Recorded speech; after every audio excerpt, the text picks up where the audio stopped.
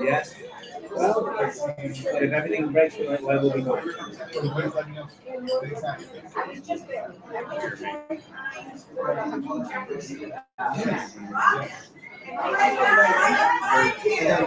Are you involved with the library? Like for the Senate faces? A bit. Not as much as some people, but Faces. Good. we're debating whether You we look get well. We're always like, Welcome to our debaters. Right now, we are here in Atlanta. Everybody, I mean, I love and miss real time, hoping that you can hear all that is happening in real time. I was the U.S. ambassador in the second We are here doing our debate night coverage. Everybody that's meeting us for the first time, Michael, Blake, great to see you all. Welcome. On behalf of the KAIROS Democracy Project for our pre-debate coverage and all that is happening here. I want to kick this off immediately. We're going to have people giving analysis across the country.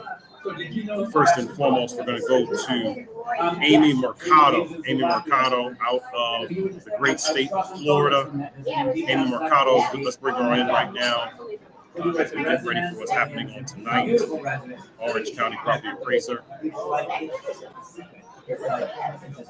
love to hear from this great leader. Amy, great to see you. We'd love to hear from you in terms of what you're looking to hear tonight in the debate for both candidates, for the state of Florida, for the Latino community, for women leaders, etc. Amy Mercado, Orange County property appraiser. Take it away. Thank you, Michael. Nice to see you. And hello, everyone. And thank you for watching. It's exciting to be here and to hear what's actually happening. First and foremost, I would say that I would love to hear and see from both the candidates, but very specifically from the president, how we move forward, how we continue in our path, how we continue in our growth and all the successes that we have had throughout the last 4 years. And specifically for the people of Florida, especially during this hurricane season and the amount of damage that we have had throughout our state in the last couple years, especially with hurricane season that just started for us. So it's actually important for us to understand where we are in climate, where we are on the economics, on the economy itself, on growth, and the population changes. And for me, very specifically from a Latino perspective, in a state where the Hispanic population has grown immensely. We're 5.7 million of the 22 million in Florida, and in Orange County, very specifically, where I am from, and I'm thankful to represent the Orange County Property Appraiser's Office. We have 33% of our population is Hispanic, so I want to understand where we are with growing our Hispanic spaces, speaking our language, speaking about us, and speaking in the spaces that are necessary for all. So I am very excited to see what the president has to offer and what kind of spin former President Trump has to say. Talk to us about all that's been happening in Florida. Clearly, it's been challenging to watch. Give people perspective that are not in the state of Florida. In addition to South Florida, Miami, in addition to Orlando, where are there other places across the state that are important to be paying attention to for someone to have victory? No, it's important to actually pay attention to across the state. We are such a diverse state. We're pretty large in mass, but also in population. And in areas and pockets outside of the large metropolitan areas, as you mentioned, Miami-Dade, very specifically, Orange County or Orlando, which is in the center of the state. But there are smaller counties, Seminole County near us, Lake County, Volusia County, all around our surrounding area are growing and growing very fast. Population is growing. Hispanic population has come from all over the world, very specifically in the last 10 years. A huge amount of Puerto Ricans that have come and stayed. Because of the pandemic, we had an influx of folks that have come throughout, throughout the state, but Central Florida very specifically. But even smaller pockets, even in the northwest area of the state, in the Panhandle, the growth is immense, and the Hispanic population is really what drives good chunk of the change. And so I want to see and hear what has to be said, as well as where we are with women's health, because Florida really drives a lot of this narrative. The abortion discussion is driven from very, fast forward from Florida. We are the grounds where things are tested. And so we want to understand where we are from a Florida perspective, and how the president is handling these things with us and for us and fighting for us.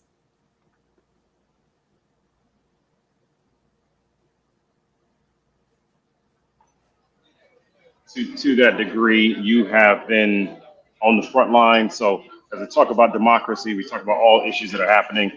Can you explain to people what exactly does a property appraiser actually do for a living? And do you have to battle with Mickey Mouse? I mean, I think people try to understand those. A little bit of both. It's a cordial battle, I would say. But what the property appraiser in Orange County, very specifically in the state, there are 67 counties in the state of Florida. Each county has a elected property appraiser, not Orange County, but a property appraiser for each jurisdiction.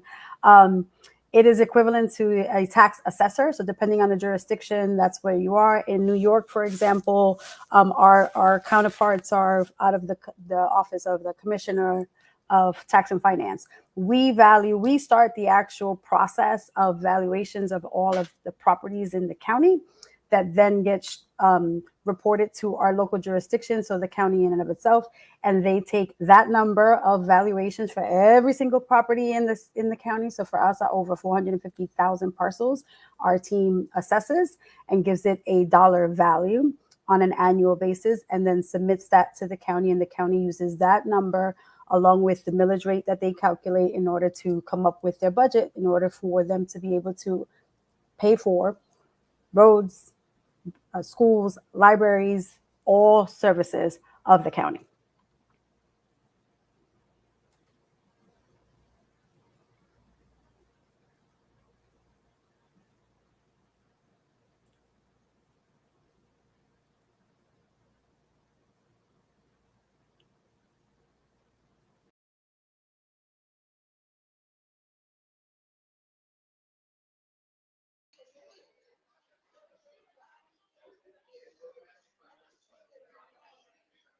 Excellent.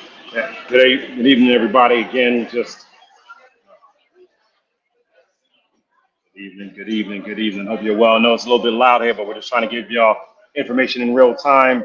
I'm everybody, Michael Blake, KAIROS Democracy Project, here from Atlanta, Georgia, getting ready for the debate that starts in 45 minutes. Grateful for the words of the incredible Amy Mercado, Orange County property appraiser. The purpose of what we're working on with the KAIROS Democracy Project: how do we have the intersectionality of race, issues, and the storytelling of democracy? That is why we're here. And so you're going to hear from people all across the country in getting us ready. We're getting ready to have others that are going to be joining us right now accordingly. Next up, Brent Colburn, a man who understands what's going on. He's done a little bit of prep in this whole communications thing. Brent and I go back to our days of Michigan, then as a National Comms Director in 2012. Brent, good to see you, brother. I'm glad we're both embracing our gray. Me and my beard, you're up top, and we're here right now. I was about to say, it's hard to believe that it was 12 years ago that you and I were sitting in Chicago getting ready for President Obama's first debate with Mitt Romney. And I was actually going to say, your beard wasn't gray and I didn't have these glasses. So some things have definitely changed in the last 12 years. I mean, look, we got to do what we got to do for the good of democracy. Just trying to just continue to contribute, We're thrive and survive out here. Thrive and survive. Brent, talk to the people. You have obviously done work with Senator Stabenow, with the president, on a campaign and administration. What is the main advice you're giving to a candidate when he or she are preparing for a debate? And then specifically, what would be your advice to either side on what they're getting ready for in 45 minutes? Yeah, well, I'll take a point of personal privilege, and I don't know if I have good advice for former President Trump. So I'll pass on that part of the question. But what I would say is it's important to remember that this debate is actually very unusual in American history, in that usually the first presidential debate, one of the two candidates is still introducing themselves to the American people, right? So if you think back to President Obama, then Senator Obama in 2008, he was well known in political circles, but he was still quite a bit of an unknown to kind of your average voter. And so in those instances, if you're the new person, you're trying to really define yourself for the first time on a national stage. And if you're the incumbent or the more well-known candidate, you're trying to do the opposite. You're trying to define your candidate early and really box him or her in to a narrative that you think will be advantageous to your side as you work to win the election. Nobody is turning the TV on tonight who doesn't already have an opinion about both of these candidates. So that changes the dynamic in a pretty substantial way. And so to me, it really does come down to less what the candidates are saying. I think we know what the differences are on policy. I think the questions that you hear in the news and that you hear at the dinner table are more about style, substance, preparedness to be president, particularly at the age of the two candidates who are involved. So, I would really be focusing on how I show up as much as what I'm saying or any policy points that I'm trying to hit, like you would in a normal debate. I also think I worked on 4 presidential campaigns, 2 winners, 2 losers. In all 4 of those campaigns, the person that won was usually the more sincere of the 2 candidates. They were the most themselves. So don't go out and try to be somebody you're not on national television. Be the best version of yourself, really push yourself to show up in the best way possible. But Joe Biden just needs to go out and be Joe Biden. And look, we know he can do this. You remember back to 2012, the first presidential debate that President Obama was in, that was the worst day of the campaign for us. That was the one day, I don't know about you, Michael, but that was the only day on that campaign that I went home and called my then girlfriend and said, I don't know if we're going to win this thing, right? And really what got us back on course was Joe Biden in the vice presidential debate. So he is good at this. He has it in him. And I think, if I was saying something to President Biden before he walked out onto that stage tonight, it would just be, look, you know how to do this. Just go be yourself.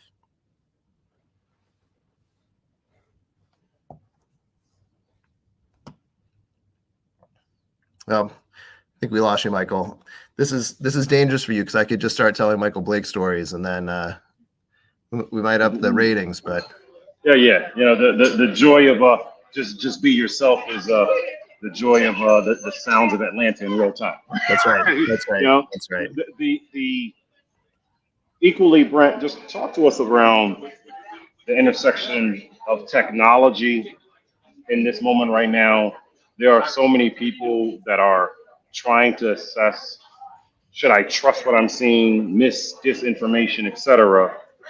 How do you factor that into your plan as a debater, right? Like at the end of the day, you're trying to get that line that people will remember, That's that right. information you're trying to remember. How would you give people that kind of prep? Yeah, I think it's a really good question. And not to do a history lesson, but my first presidential campaign was the Gore campaign in 2000. And I was a very junior person on that campaign. But if you think back to a presidential campaign, a presidential debate 24 years ago, everyone you needed to influence was sitting in the press room, a room that's on the debate site, watching that debate in real time. And then they were going to fan out and they were going to write the stories and do the news segments for the TV news that were going to influence how everybody else thought about it.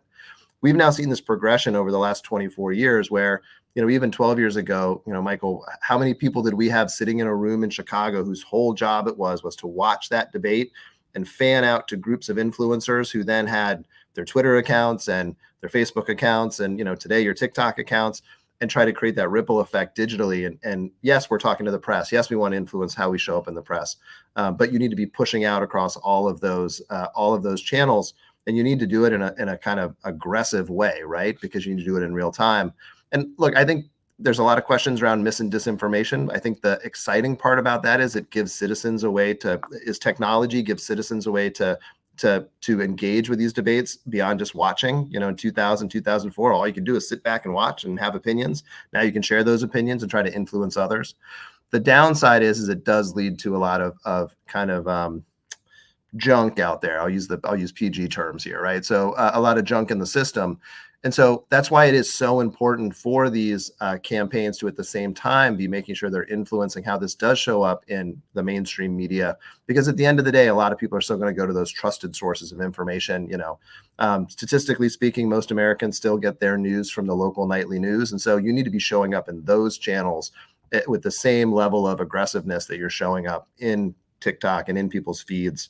It's an all or nothing kind of strategy at this point. And then lastly, Brent, from a communication standpoint, people may not realize, obviously, a communications director has to oversee the broader vision, not just what happens within a press secretary and other individual writing. You got to think through rapid response. You got to think through what's the next day.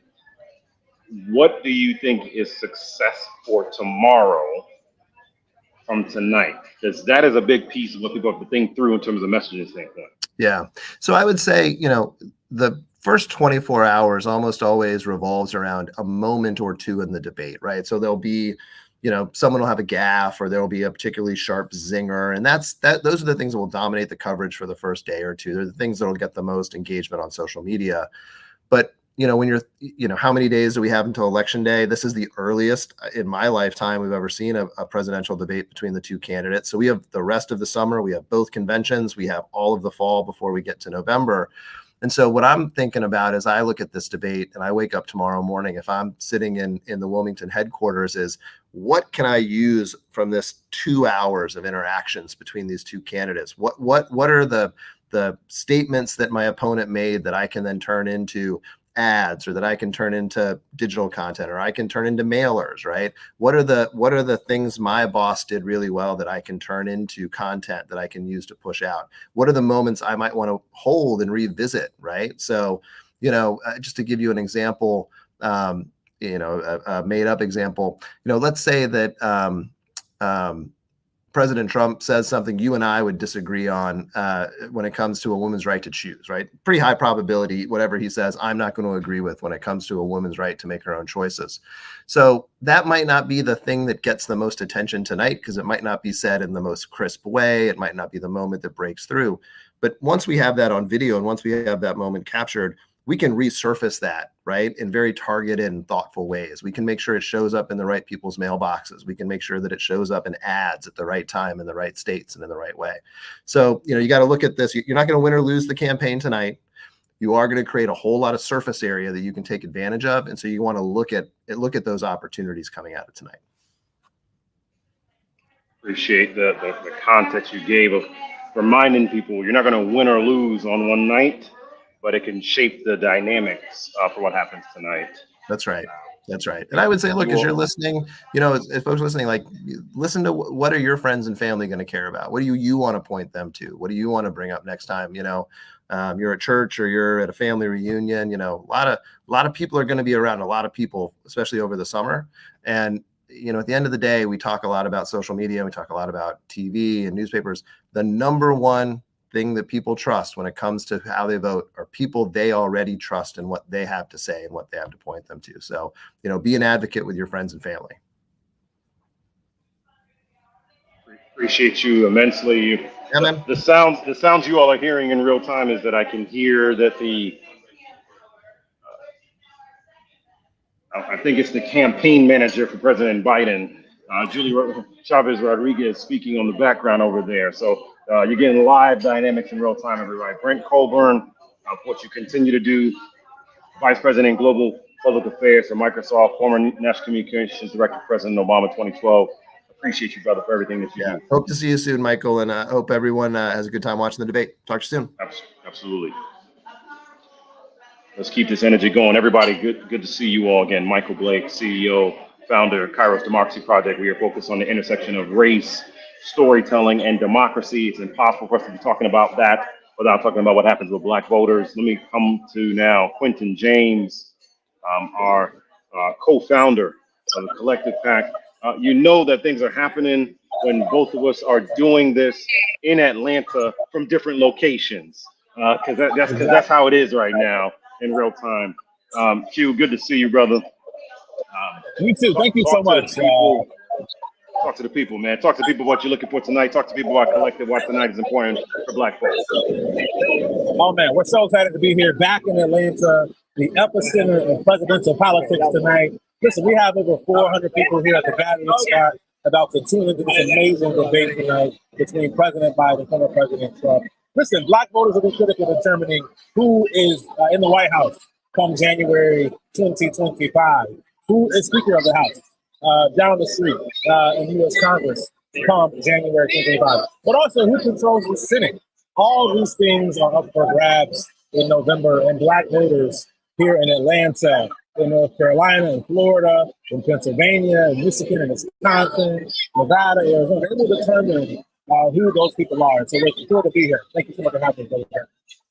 Absolutely. And for perspective, because we're hearing a lot about Black voters across the country, give people perspective right now, tuning in and watching.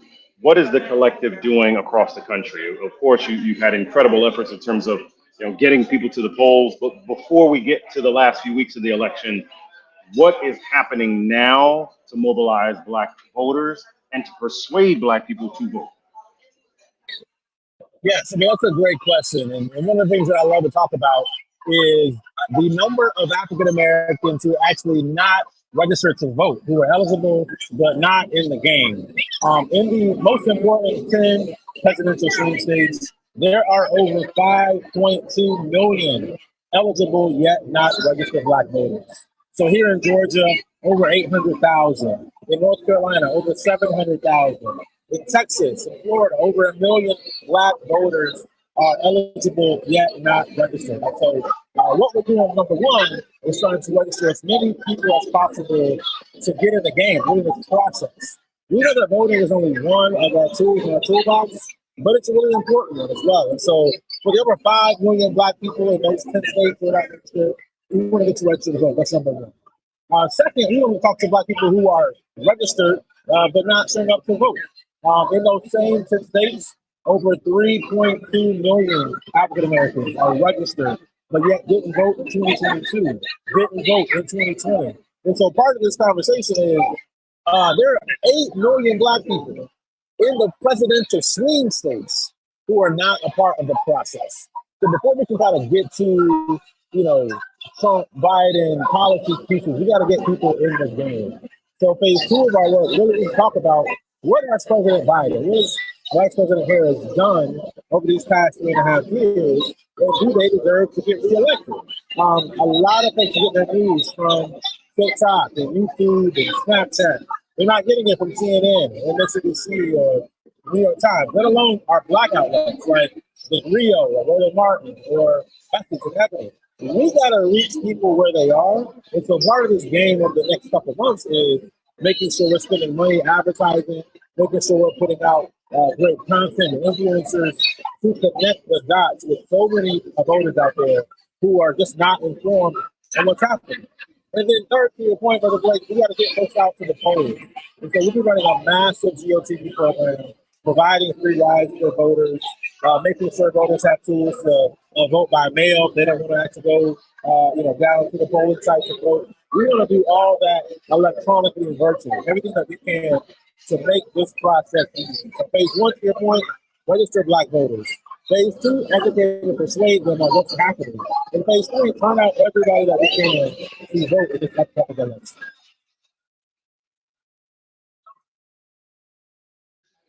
$8 million, y'all. 8 million. If there's nothing else you take away from Quentin, 8 million Black voters in the critical battleground states that are not engaged, that you got to get engaged. And if there's nothing else you take away, remember that number, 8 million Black voters. Follow the collective, support the collective, be engaged with the collective, everybody. Collective will be down in New Orleans next weekend for Essence. I'm having an event on Saturday, and we'll be in having events all across the country. So shout out to what Quentin and Stephanie have been building out with the collective. Quentin, appreciate you, brother. I know you got your people over there, so I got love for you all day for taking the time. No, thank you, Blake. Thank you for the reception. Thank you to the KAIROS Democracy Project. Thank you for what you're doing as well, raising up the issue of democracy for our folks around the country. We couldn't do this work without the partnership. And so thank you for everything you're doing. Can't wait to see you maybe tonight, maybe next week. We'll see. But thank you so much, brother. Absolutely, absolutely, brother. Appreciate you always.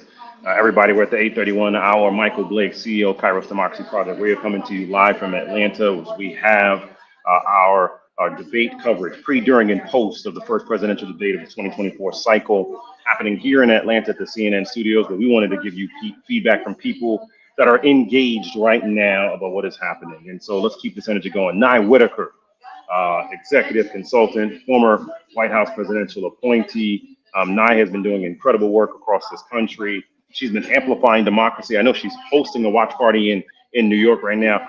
Nye, talk to the people. Talk to the people about why is tonight so important for people to be aware about getting involved with the elections. Nye Whitaker.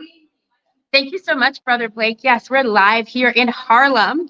And I have to say, African Americans, Latinos, Indigenous people, all people of color know the assignment.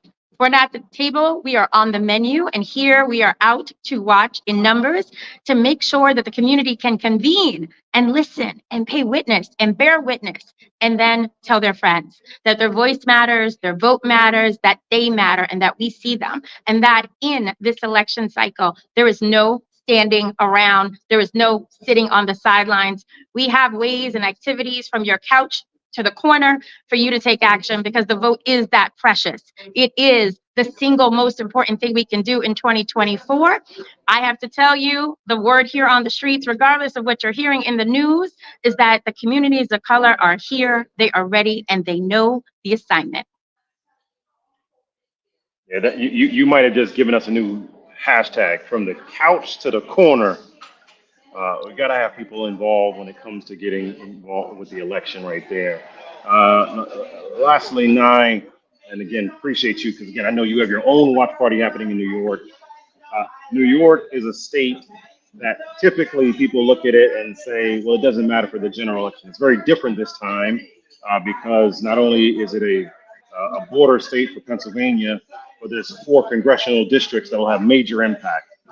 What do you want the people of New York, the people of California, the people of Texas, the people in states that are not the traditional battleground states, what do you want them to hear? The people in Massachusetts, what do you want them to hear as to why they have to be involved?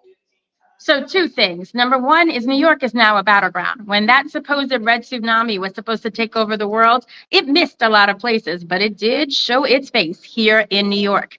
And there are key seats that we need to make sure 5 to flip and 1 to hold. Otherwise, the math won't be math in this year. And so if we want to get to that holy grail and make sure we are able to have a democracy that is reflective of us and a government that works for us, New York is now a battleground. And there's 2 key things I want people to remember. So goes New York, goes the rest of the world. So as you're making calls for your other swing states, you need to be making calls for New York as well. Secondly, New York has a very crucial piece of legislation on the ballot, the New York State Equal Rights Amendment, which I am proud to be a part of the team that helped bring that to fruition.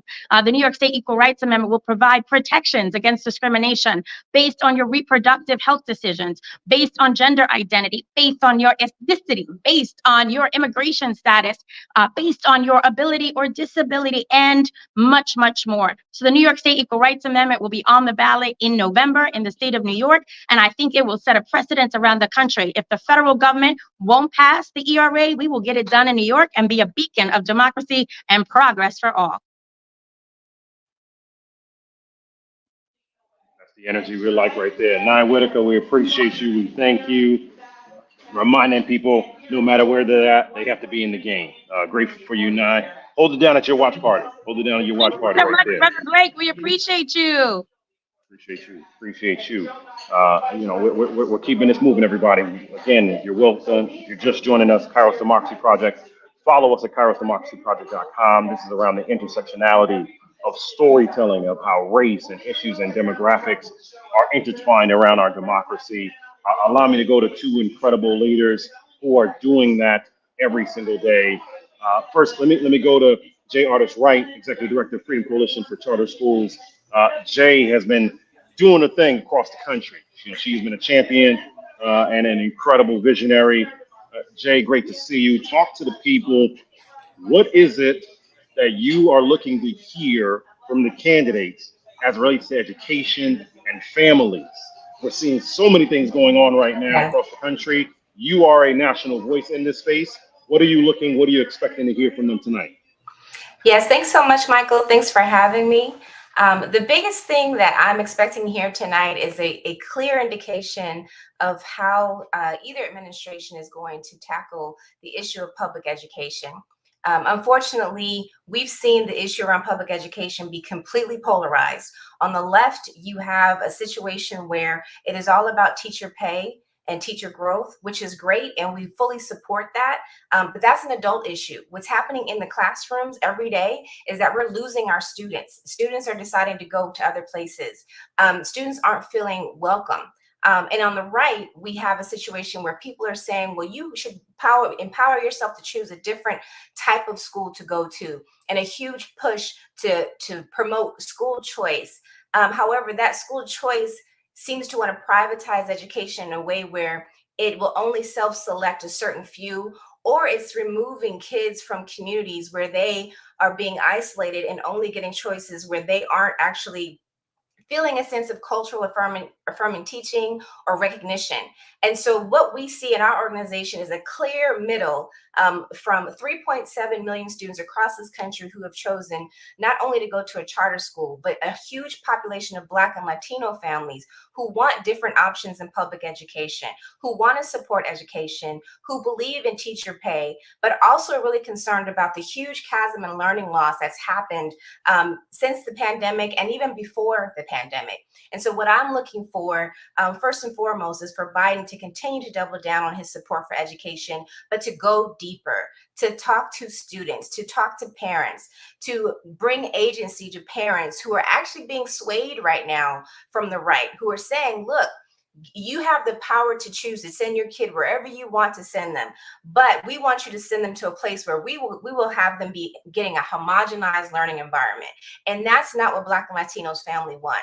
Black and Latino families want quality education. They want the power to choose what works best for their kids. And what we want to see is that quality education resonate through our communities themselves. And so I'm really looking for a huge platform on public education. We are in, people don't want to say it, but we are in a state of crisis in this country when it comes to our kids not being able to read on grade level and the atrocious literacy rates. And that's only going to improve if we allow people to have more options.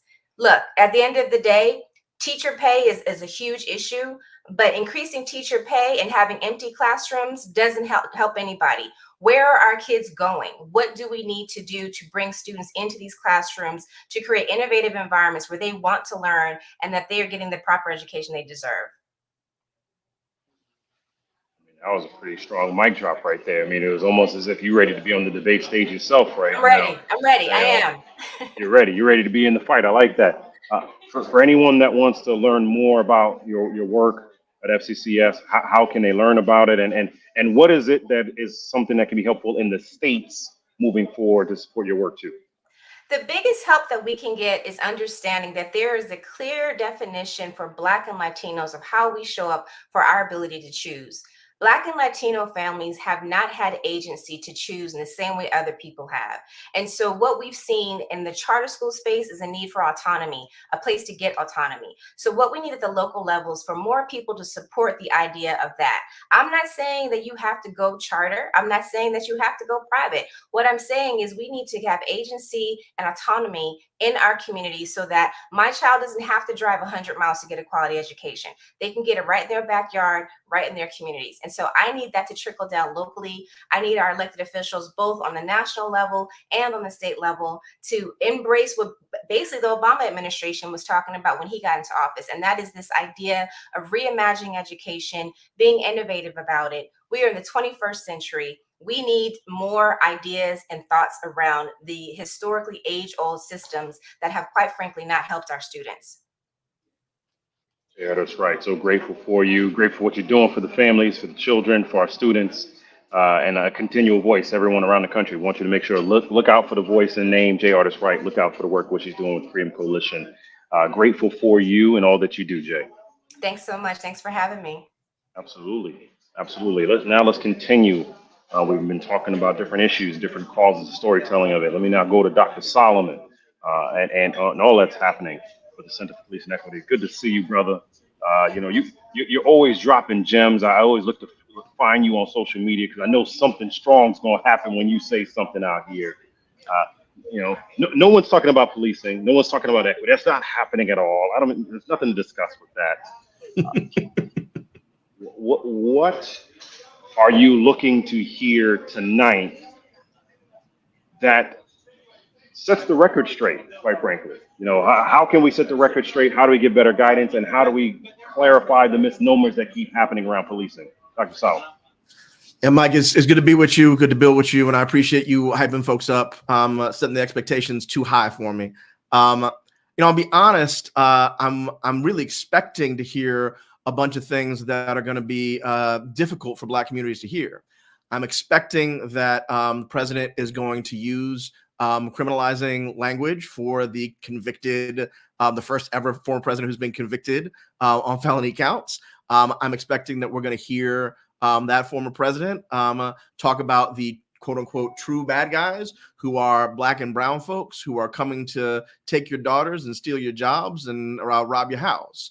I'm concerned that what we're going to be hearing tonight is a lot of folks using the old language of crime and criminality, and nobody talking about the fact that anybody trying to play a tough guy does not care about vulnerable communities. So the reason why I'm concerned about that is my guess is this is going to be a kitchen table kind of situation where that's what folks are wanting to hear.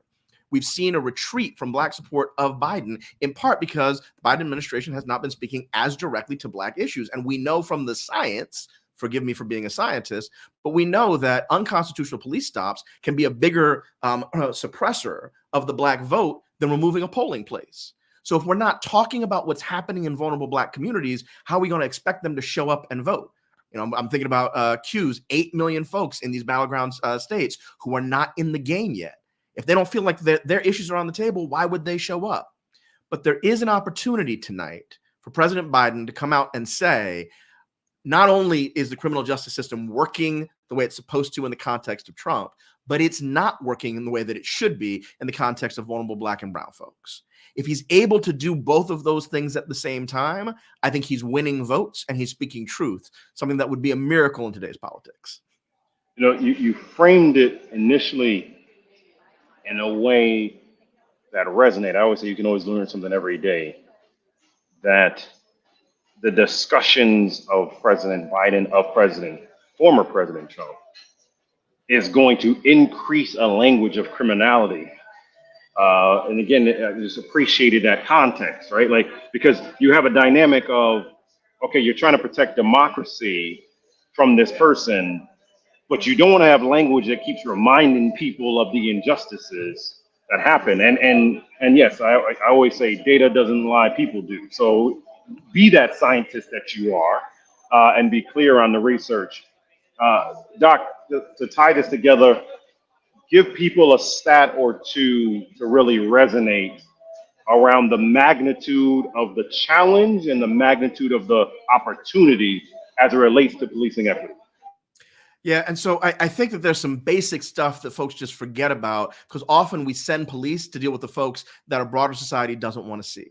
The first is that police are the most common contact that citizens have with their government.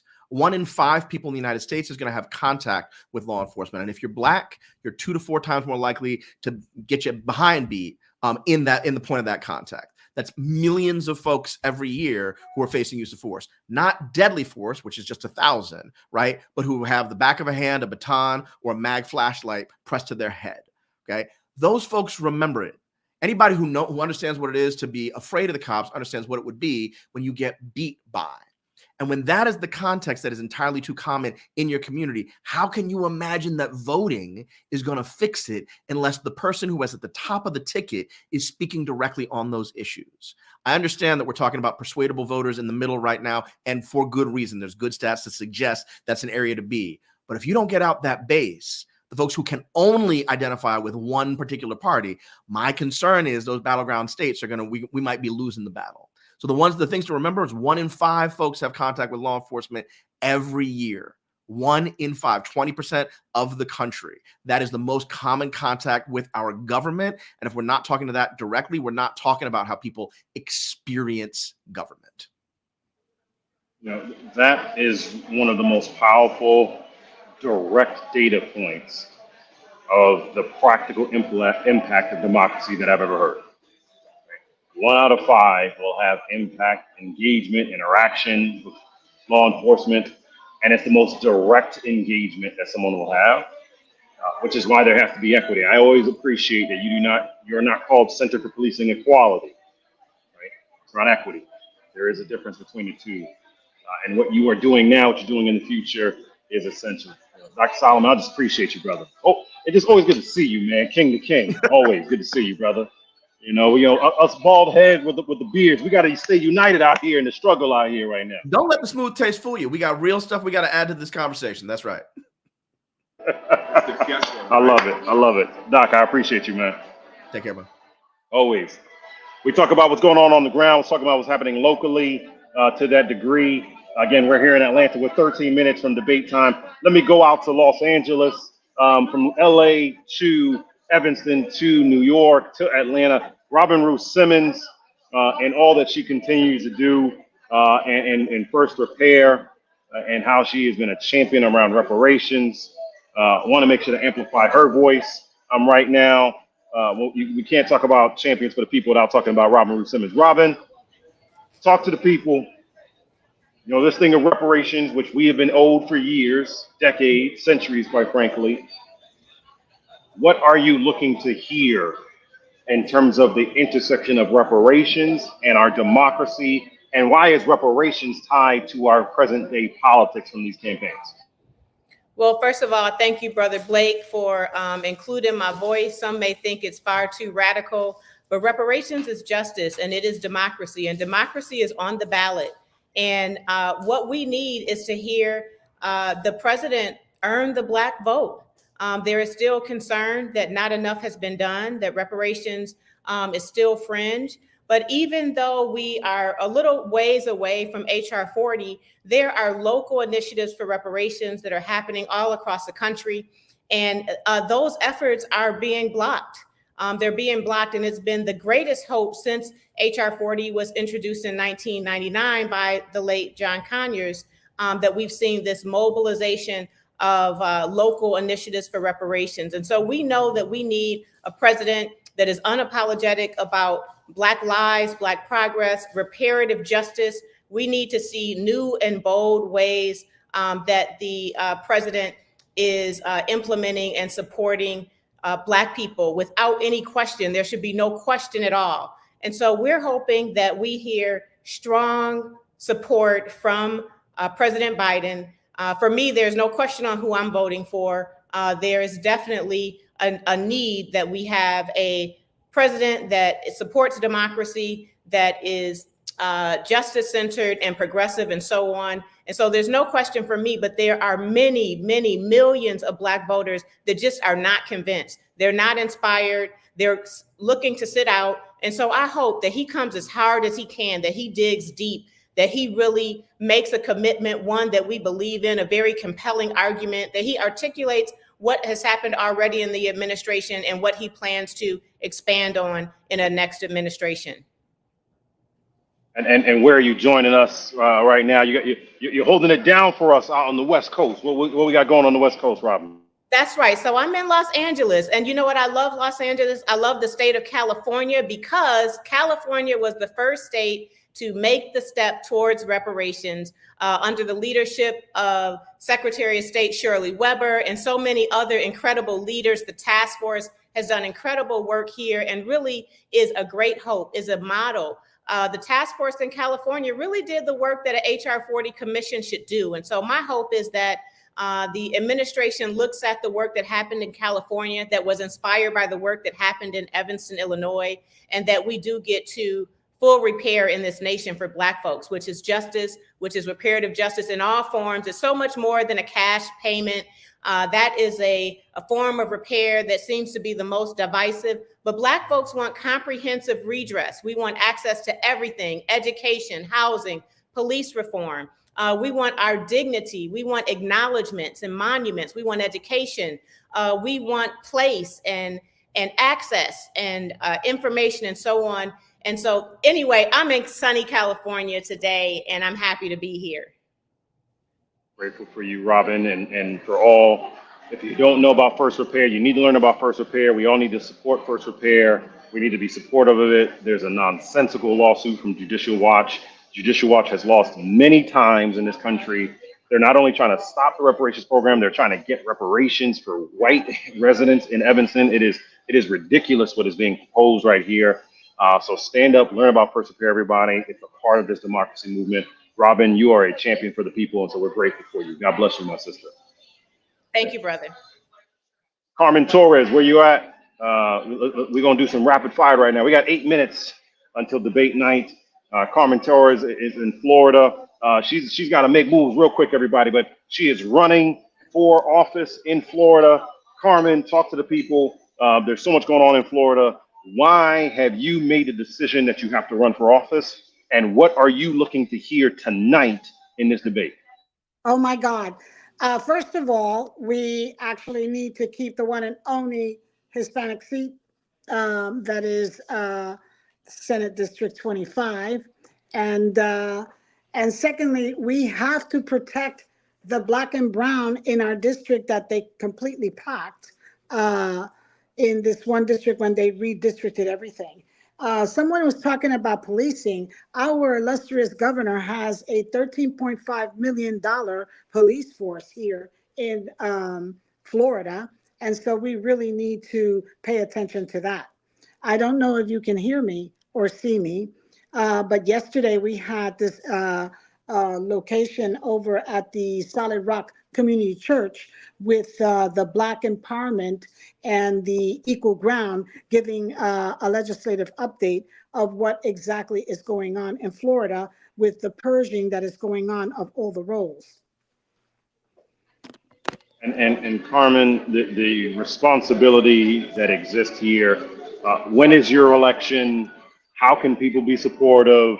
Give people some practical, because it's important for people to know there are things going on the ground that are not just the presidential election. What day is your election, and how can they support? Well, our election is on August the 20th is the primary. You can go to CarmenTorresForFlorida.com, Carmen Torres for Florida, for FOR, Florida.com, and read about my district and what I bring to the table with respect to this particular area that we have here. That when it was redrawn, we were supposed to pick up a congressional seat, but unfortunately it was denied us. And so they packed us all into this one area. But it's a district that is like at least 60% Hispanic, but I'm running against two non-Hispanics. And I hope that we can pick up between 40-45% of the vote as such. And take it in the primary. It's supposed to be a Democratic district, but you just never know, what happens, particularly in these races, when they're trying to purge everyone off the rolls. About 19% of the district was purged back in January. And also this governor and this legislature have passed, so many suppressive laws that now you have to request a vote by mail for every election cycle. And a lot of people are not even aware. They're home waiting for their vote by mail. That's never going to come. And it was a law that just passed. So we have to keep our, ears to the ground. We have to make sure people get out and vote. When I was at the church yesterday, we also brought the fact that, you have to update your signature when you request these vote by mails, because you have these boards that are looking at these signatures and making decisions and just throwing out ballots willy-nilly. And so that's another problem. So we are looking forward to this election cycle. We have two really important amendments coming on this ballot. Amendment 3 is a recreational marijuana amendment, and the other one is Amendment 4, which is for reproductive rights. And we believe that as such, because of these amendments, the people will come out and vote. It has been They have done some surveys, and we're looking at least 60%. And if we do that, we can get people out to vote. We can reelect President Biden and down ballot races as well. So I'm looking forward to a very robust election come the primary on August the 20th. I welcome any help, any support that you all want to give me. And again, it's CarmenTorresForFlorida.com. We have a Latina that is running to continue the momentum in Florida with all that's happening, plus, as mentioned, the critical ballot initiatives. Carmen, God bless you, love you, appreciate you. Thank you for stepping up and answering the call. Carmen Torres, everybody in Florida. Thank you. Have a great night. You as well. You as well. We're approaching the hour, everybody. Let's keep this moving. Let's get a quick commercial shout out from Democracy in Action. Telly Medina has been doing the work across the country. Telly has worked on 106 campaigns. Telly, why are you in Atlanta, and what is Democracy in Action's role in mobilizing voters across the country?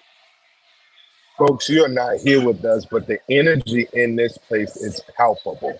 People are excited, and it feels like real intensity and energy because we know that Joe Biden is going to come through for us tonight. We know that he is going to give us a message that people can hear. And it's for all Americans, but specifically for African-American men. I think that you're going to hear what is necessary. There is this construct that, oh, we don't know who's with President Biden. There's a very clear distinction. Joe Biden is a good man. I'm not talking about who the other person is, but Joe Biden is a good man, and that is going to ring through tonight. So we wanted to be in Atlanta to support Democracy in Action as a C3 effort, but we continue to give information about what the issues are that are mandated within the races. Whatever state that you're in, we're not trying to just throw this universal democratic thing. If it's potholes, if it's gun control, if it's crime, if it's education, or if it's Medicaid, we are concerned about issues that are important to working class people and people who are trying to do better for themselves in this country. Democracy in Action. We want people to be aware of what they're doing, what Telly is doing around the country, an opportunity to mobilize and engage in a very critical way. Telly, just grateful for all that you continue to do. We're going to hear from Telly a lot, everybody, the rest of this year. Remember the name, Telly Medina, Democracy in Action. Telly, thank you for your leadership, my brother. Thank you.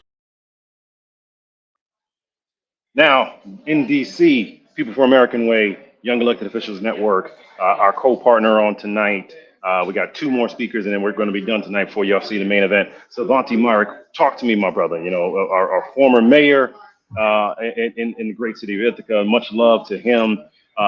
Savanti, why is it so important for People for America Way to be involved in this election, and how are you helping protect democracy? Amen. Well, thank you for having me. I will just say very quickly, Michael, both you and I have done these debates before. We've got up on that stage. We were fighting for affordable housing. We were fighting for good jobs. We were fighting just like President Biden has been. He has accomplished the lowest Black unemployment rate ever. He's created more new Black businesses than any president under his term. He's appointed more Black justices and more Black women as justices than any president ever, including the first Black women to the U.S. Supreme Court. But that's not the only reason we're supporting him. We're supporting him because all of the other work we've done, all of us have done across the many generations to ensure freedom, access to education, quality, economic opportunity, all of that can be undone if we lose our democracy. Because democracy is not just a cute thing where we get to vote every 4 years. Democracy is how we protect all the rest of it. So we're here, and I'm excited to hear from Congressman Horsford as well. Our dear president and chair over here, Savanti, has a watch party happening in D.C., but he joined us to be a part of what's happening here. For those that are not aware, before we go to our chairman, talk to us. What exactly is People for the America Way, and also the Young Elected Officials Network? You're in D.C., so just explain to people from around the country what are both and how to support you. Absolutely. People for the American Way is a national civil rights organization, 45 years old, over 2 million members, who fight against censorship, for the freedom of expression, and against intolerance, particularly against racial or religious intolerance. So anybody who wants to tell us how we should worship, that we have to put the 10 Commandments or this version of the Bible if we want to be good Americans. We refuse. And we want to reclaim the flag for progressive patriots. That's why our name is People for the American Way. And for the last 20 years, Michael Blake and I actually met as members of the Young Elected Officials Network, which is a program of People for the American Way. From our humble beginnings, it now has over 1,600 members, part of our network.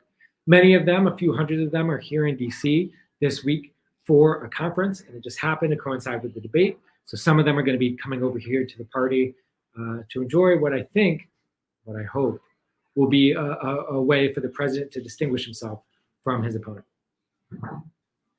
Grateful for your leadership. Obviously, going to be rocking with you a lot over the rest of this year. Just thank you, my brother, for all that you continue to do across the country. I go where Michael Blake goes. God bless him.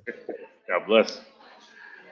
Last but not least, before we get this all going, I'm just looking over my shoulder. I'm here in Atlanta right now, as I mentioned, for debate night. The perfect person to be our final speaker to go into this critical debate tonight. Dear friend, dear brother, one of my best friends, but also not just a congressman from the critical community of Las Vegas and also the great state of Nevada, but the chairman of the Congressional Black Caucus. Chairman Stephen Horsford is with us on tonight. Congressman, I know tonight is incredibly busy, so thank you. Of course. Hello, Brother Blake. How are you? Oh, good, brother. You know, we're here in Atlanta. It's palpable. It's real. It's palpable. People are ready for tonight. You know, talk to the people. What are you looking to hear as the chair of the CBC? And what are you looking to hear as a critical voice in a critical battleground tonight in this debate? Well, look, this debate is about centering the people in the policy that matters not only to Black America, but to all of America. And it's going to be a contrast between President Biden, who is about fighting for the opportunities, the freedoms, and the rights of every American, a person who is a decent and good person who cares about all of America, versus the former president who only cares about himself. He said it when he was in Las Vegas at a rally. He said, "I really don't care about you. I really only care about your votes." And I think that that's going to come out time and again, whether it's around a woman's freedom to make her own healthcare decisions about her body, whether that's the freedom to learn all of our history, Black history, which is a part of U.S. history, whether that's the freedom to love who you love as we continue to honor Pride Month, or whether it's the freedom to thrive economically, which is a part of the CBC agenda to build Black wealth and to create economic opportunity for Black America. Because when we do that, we uplift and grow our economy for everybody.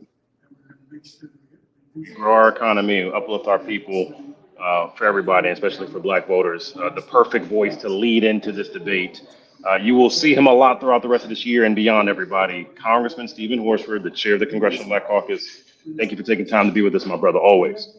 Thank you, Brother Blake. Always.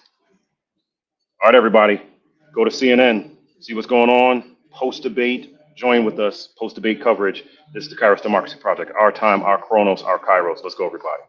Thank you.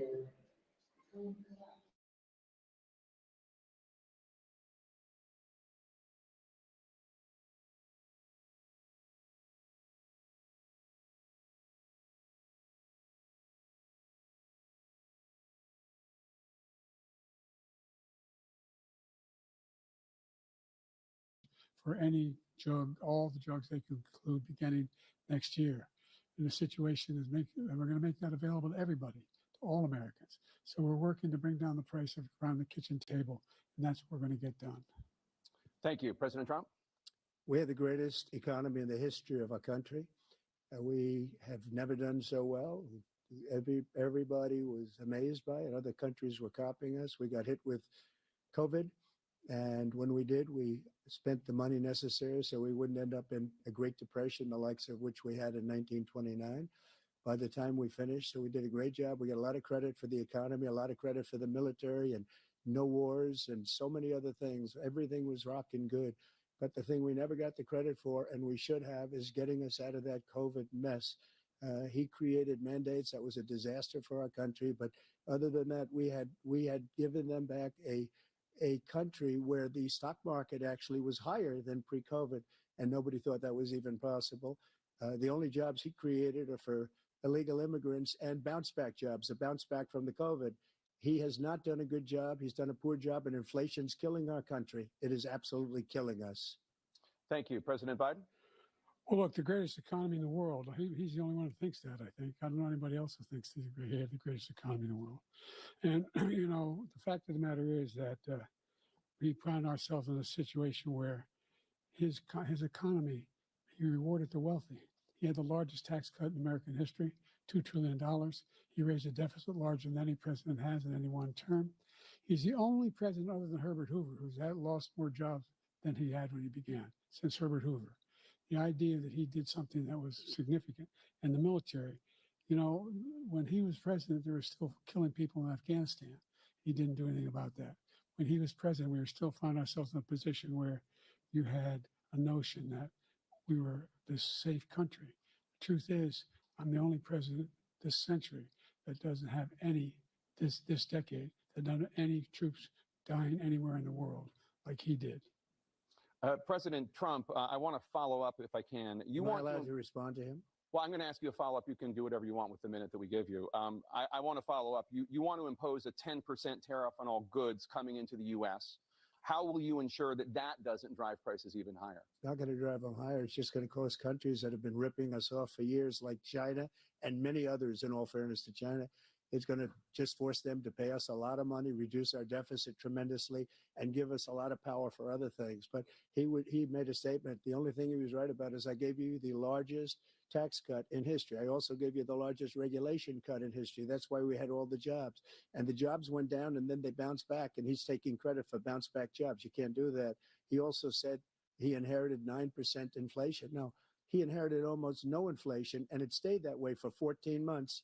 And then it blew up under his leadership because they spent money like a bunch of people that didn't know what they were doing, and they don't know what they were doing. It was the worst, probably the worst administration in history. There's never been. And as far as Afghanistan is concerned, I was getting out of Afghanistan, but we were getting out with dignity, with strength, with power. He got out. It was the most embarrassing day in the history of our country's life. President Trump, over the last 8 years, under both of your administrations, the national debt soared to record highs. And according to a new nonpartisan analysis, President Trump, your administration approved $8.4 trillion in new debt. Well, so far, President Biden, you've approved $4.3 trillion in new debt. So, former President Trump, many of the tax cuts that you signed into law are set to expire next year. You want to extend them and go even further, you say. With the U.S. facing trillion-dollar deficits and record debt, why should top earners and corporations pay even less in taxes than they do now? Because the tax cuts spurred the greatest economy that we've ever seen just prior to COVID. And even after COVID, it was so strong that we were able to get through COVID much better than just about any other country. But we spurred, that tax spurred. Now, when we cut the taxes, as an example, the corporate tax was cut down to 21% from 39%, plus beyond that. We took in more revenue with much less tax, and companies were bringing back trillions of dollars back into our country. The country was going like never before, and we were ready to start paying down debt. We were ready to start using the liquid gold right under our feet, the oil and gas right under our feet. We were going to have something that nobody else has had. We got hit with COVID. We did a lot to fix it. I gave him an unbelievable situation with all of the therapeutics and all of the things that we came up with. We gave him something great. Remember, more people died under his administration, even though we had largely fixed it. More people died under his administration than our administration, and we were right in the middle of it, something which a lot of people don't like to talk about.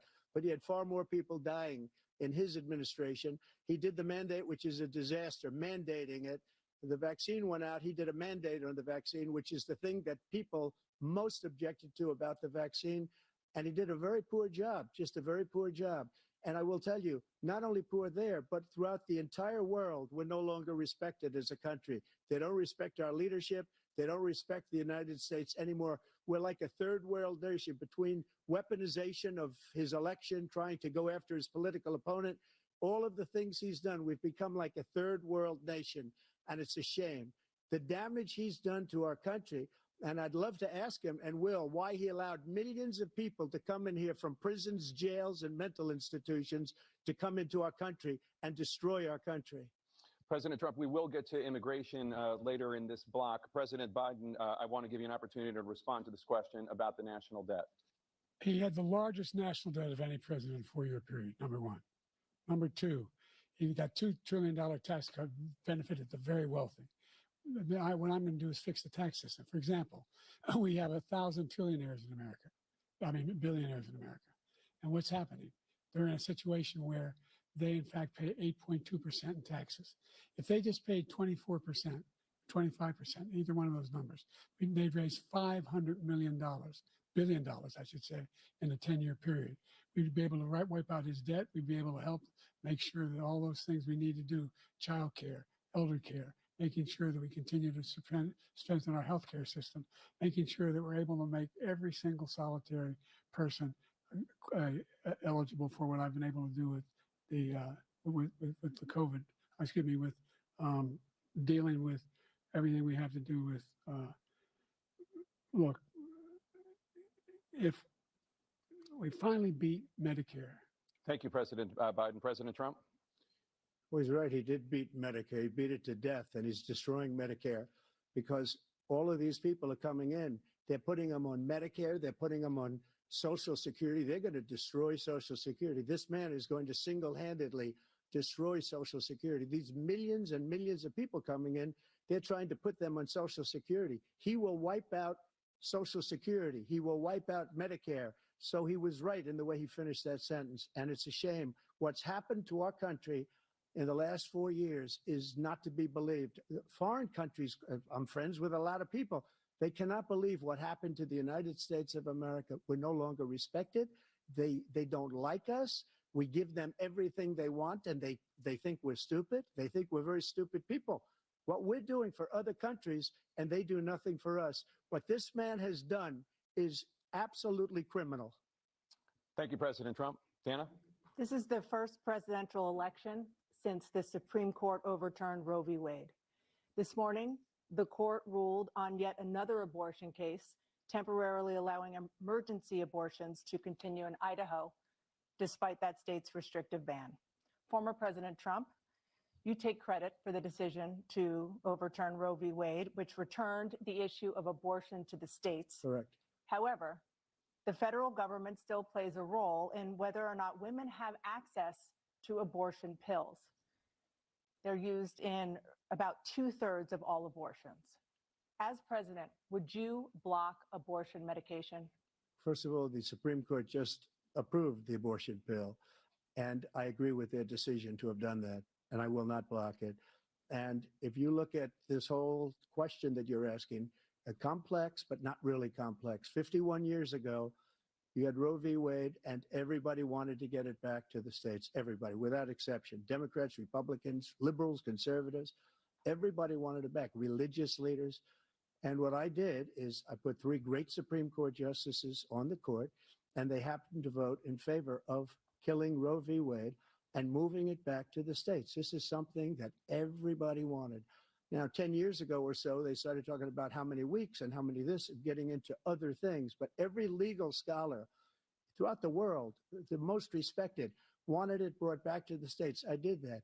Now the states are working it out. If you look at Ohio, it was a decision that was an end result that was a little bit more liberal than you would have thought. Kansas, I would say the same thing. Texas is different. Florida is different. But they're all making their own decisions right now. And right now, the states control it. That's the vote of the people. Like Ronald Reagan, I believe in the exceptions. I am a person that believes. And frankly, I think it's important to believe in the exceptions. Some people, you have to follow your heart. Some people don't believe in that. But I believe in the exceptions for rape, incest, and the life of the mother. I think it's very important. Some people don't. Follow your heart. But you have to get elected also. And because that has to do with other things. You got to get elected. The problem they have is they're radical because they will take the life of a child in the 8th month, the 9th month, and even after birth. After birth, if you look at the former governor of Virginia, he was willing to do this. He said, we'll put the baby aside and we'll determine what we do with the baby, meaning we'll kill the baby. What happened is we brought it back to the states, and the country is now coming together on this issue. It's been a great thing. Thank you. President Biden? It's been a terrible thing, what you've done. The fact is that the vast majority of constitutional scholars supported Roe when it was decided, supported Roe. And that's this idea that they were all against it is just ridiculous. And this is the guy who says the state should be able to have it. We're in a state where in 6 weeks, you don't even know whether you're pregnant or not, but you cannot see a doctor and have him decide on what your circumstances are, whether you need help. The idea that states are able to do this is a little like saying we're going to turn civil rights back to the states. Let each state have a different rule. Look, there's so many young women who have been, including a young woman who just was murdered, and he went to the funeral. The idea that she was murdered by an immigrant coming in, they talk about that. But here's the deal: there's a lot of young women who are being raped by their in-laws, by their spouses, brothers and sisters, it's just ridiculous, and they can do nothing about it. And they try to arrest them when they cross state lines. Thank you. There have been many young women murdered by the same people he allows to come across our border. We have a border that's the most dangerous place anywhere in the world, considered the most dangerous place anywhere in the world. And he opened it up, and these killers are coming into our country, and they are raping and killing women. And it's a terrible thing. As far as the abortion is concerned, it is now back with the states. The states are voting. In many cases, it's frankly a very liberal decision. In many cases, it's the opposite. But they're voting, and it's bringing it back to the vote of the people, which is what everybody wanted, including the founders, if they knew about this issue, which frankly they didn't. But they would have, everybody wanted brought back. Ronald Reagan wanted it brought back. He wasn't able to get it. Everybody wanted it brought back, and many presidents had tried to get it back. I was the one to do it. And again, this gives it the vote of the people, and that's where they wanted it. Every legal scholar wanted it that way. Staying on the topic of abortion, President Biden, 7 states, I'll let you do that. This is the same topic. 7 states have no legal restrictions on how far into a pregnancy a woman can obtain an abortion. Do you support any legal limits on how late a woman should be able to terminate a pregnancy? I supported Roe v. Wade, which had 3 trimesters. First time is between the woman and the doctor. Second time is between the doctor and an extreme situation. The third time is between the doctor, between the woman and the state. The idea that the politicians, that the founders wanted the politicians to be the ones making decisions about women's health is ridiculous. That's the last. No politician should be making that decision. A doctor should be making those decisions. That's how it should be run. That's what you're going to do. And if I'm elected, I'm going to restore Roe v. Wade. So that means he can take the life of the baby in the 9th month and even after birth, because some states, Democrat run, take it after birth. Again, the former governor of Virginia, put the baby down, then we decide what to do with it. So he's willing to, as we say, rip the baby out of the womb in the 9th month and kill the baby. Nobody wants that to happen, Democrat or Republican. Nobody wants it to happen. That is simply not true. The Roe v. Wade does not provide for that. That's not the circumstance. Only if a woman's life is in danger, she's going to die. That's the only circumstance in which that can happen. But we are not for late-term abortion, period. Period, period. Under Roe v. Wade, you have late-term abortion. You can do whatever you want, depending on the state. You can do whatever you want. We don't think that's a good thing. We think it's a radical thing. We think the Democrats are the radicals, not the Republicans. For 51 years, that was the law. 51 years, constitutional scholarship said it was the right way to go. 51 years, and it was taken away because this guy put very conservative members on the Supreme Court. He takes credit for taking it away.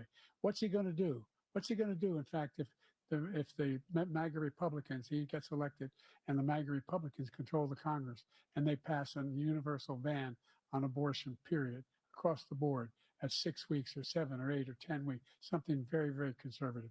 Is he going to sign that bill? I'll veto it. He'll sign it. Thank you. Let's turn now to the issue of immigration and border security. President Biden, a record number of migrants have illegally crossed the southern border on your watch. Overwhelming border states and overburdening cities such as New York and Chicago, and in some cases causing real safety and security concerns. Given that, why should voters trust you to solve this crisis? Because we worked very hard to get a bipartisan agreement that not only changed all of that, made sure that we are in a situation where you had no circumstance where they could come across the border with the number of border police there are now. We significantly increased the number of asylum officers. Significantly, by the way, the Border Patrol endorsed my position. In addition to that, we found ourselves in a situation where when he was president, he was separating babies from their mothers, putting them in cages, making sure the families were separated. That's not the right way to go. What I've done since I've changed the law, what's happened? I've changed it in a way that now you're in a situation where there are 40% fewer people coming across the border illegally. That's better than when he left office. And I'm going to continue to move until we get the total ban on the total initiative relative to what we're going to do with more Border Patrol and more asylum officers. President Trump? I really don't know what he said at the end of that sentence. I don't think he knows what he said either. Look, we had the safest border in the history of our country. The border, all he had to do was leave it. All he had to do was leave it. He decided to open up our border, open up our country to people that are from prisons, people that are from mental institutions, insane asylum, terrorists. We have the largest number of terrorists coming into our country right now, all terrorists, all over the world, not just in South America, all over the world. They come from the Middle East, everywhere, all over the world, they're pouring in. And this guy just left it open. And he didn't need legislation because I didn't have legislation. I said, close the border. We had the safest border in history. In that final couple of months of my presidency, we had, according to Border Patrol, who is great, and by the way, who endorsed me for president, but I won't say that, but they endorsed me for president. Brandon, just speak to him. But look, we had the safest border in history. Now we have the worst border in history. There's never been anything like it. And people are dying all over the place, including the people that are coming up in Thank you, caravans. President Trump. President Biden? The only terrorist who's done anything across the border is one who came along and killed three, under his administration, killed an Al-Qaeda person come in his administration, killed three American soldiers. That's the only terrorist that's there. I'm not saying that no terrorist ever got through, but the idea they're emptying their prisons, we're welcoming these people. That's simply not true. There's no data to support what he said. Once again, he's exaggerating, he's lying. President Trump, staying on the topic of immigration, you've said that you're going to carry out, quote, the largest domestic deportation operation in American history, unquote. Does that mean that you will deport every undocumented immigrant in America, including those who have jobs, including those whose spouses are citizens, and including those who have lived here for decades? And if so, how will you do it? Just 1 second. He said we killed three people. The people we killed are al-Baghdadi and Soleimani, the two greatest terrorists, biggest terrorists anywhere in the world. And it had a huge impact on everything, not just border, on everything. He's the one that killed people with the bad water, including hundreds of thousands of people dying and also killing our citizens when they come in. We are living right now in a rat's nest. They're killing our people in New York, in California, in every state in the union, because we don't have borders anymore. Every state is now a border. And because of his ridiculous, insane, and very stupid policies, people are coming in and they're killing our citizens at a level that we've never seen. We call it migrant crime. I call it Biden migrant crime. They're killing our citizens at a level that we've never seen before. And you're reading it like these three incredible young girls over the last few days. One of them, I just spoke to the mother, and they just had the funeral for this girl, 12 years old. This is horrible what's taken place. What's taken place in our country, we're literally an uncivilized country now. He doesn't want it to be. He just doesn't know. He opened the borders. Nobody's ever seen anything like. And we have to get a lot of these people out, and we have to get them out fast because they're going to destroy our country. Just take a look at where they're living. They're living in luxury hotels in New York City and other places. Our veterans are on the street. They're dying because he doesn't care about our veterans. He doesn't care. He doesn't like the military at all. And he doesn't care about our veterans. Nobody been worse. I had the highest approval rating for veterans taking care of the VA.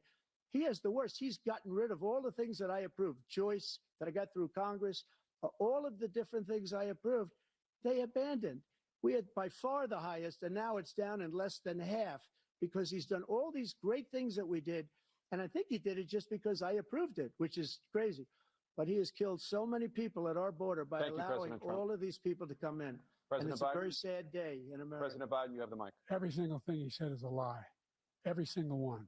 For example, veterans are a hell of a lot better off since I passed the PACT Act. 1 million of them now have insurance and their families have it. Their families have it because what happened, whether it was Agent Orange or burn pits, they're all being covered now. And his group opposed that. We're also in a situation where we have great respect for veterans.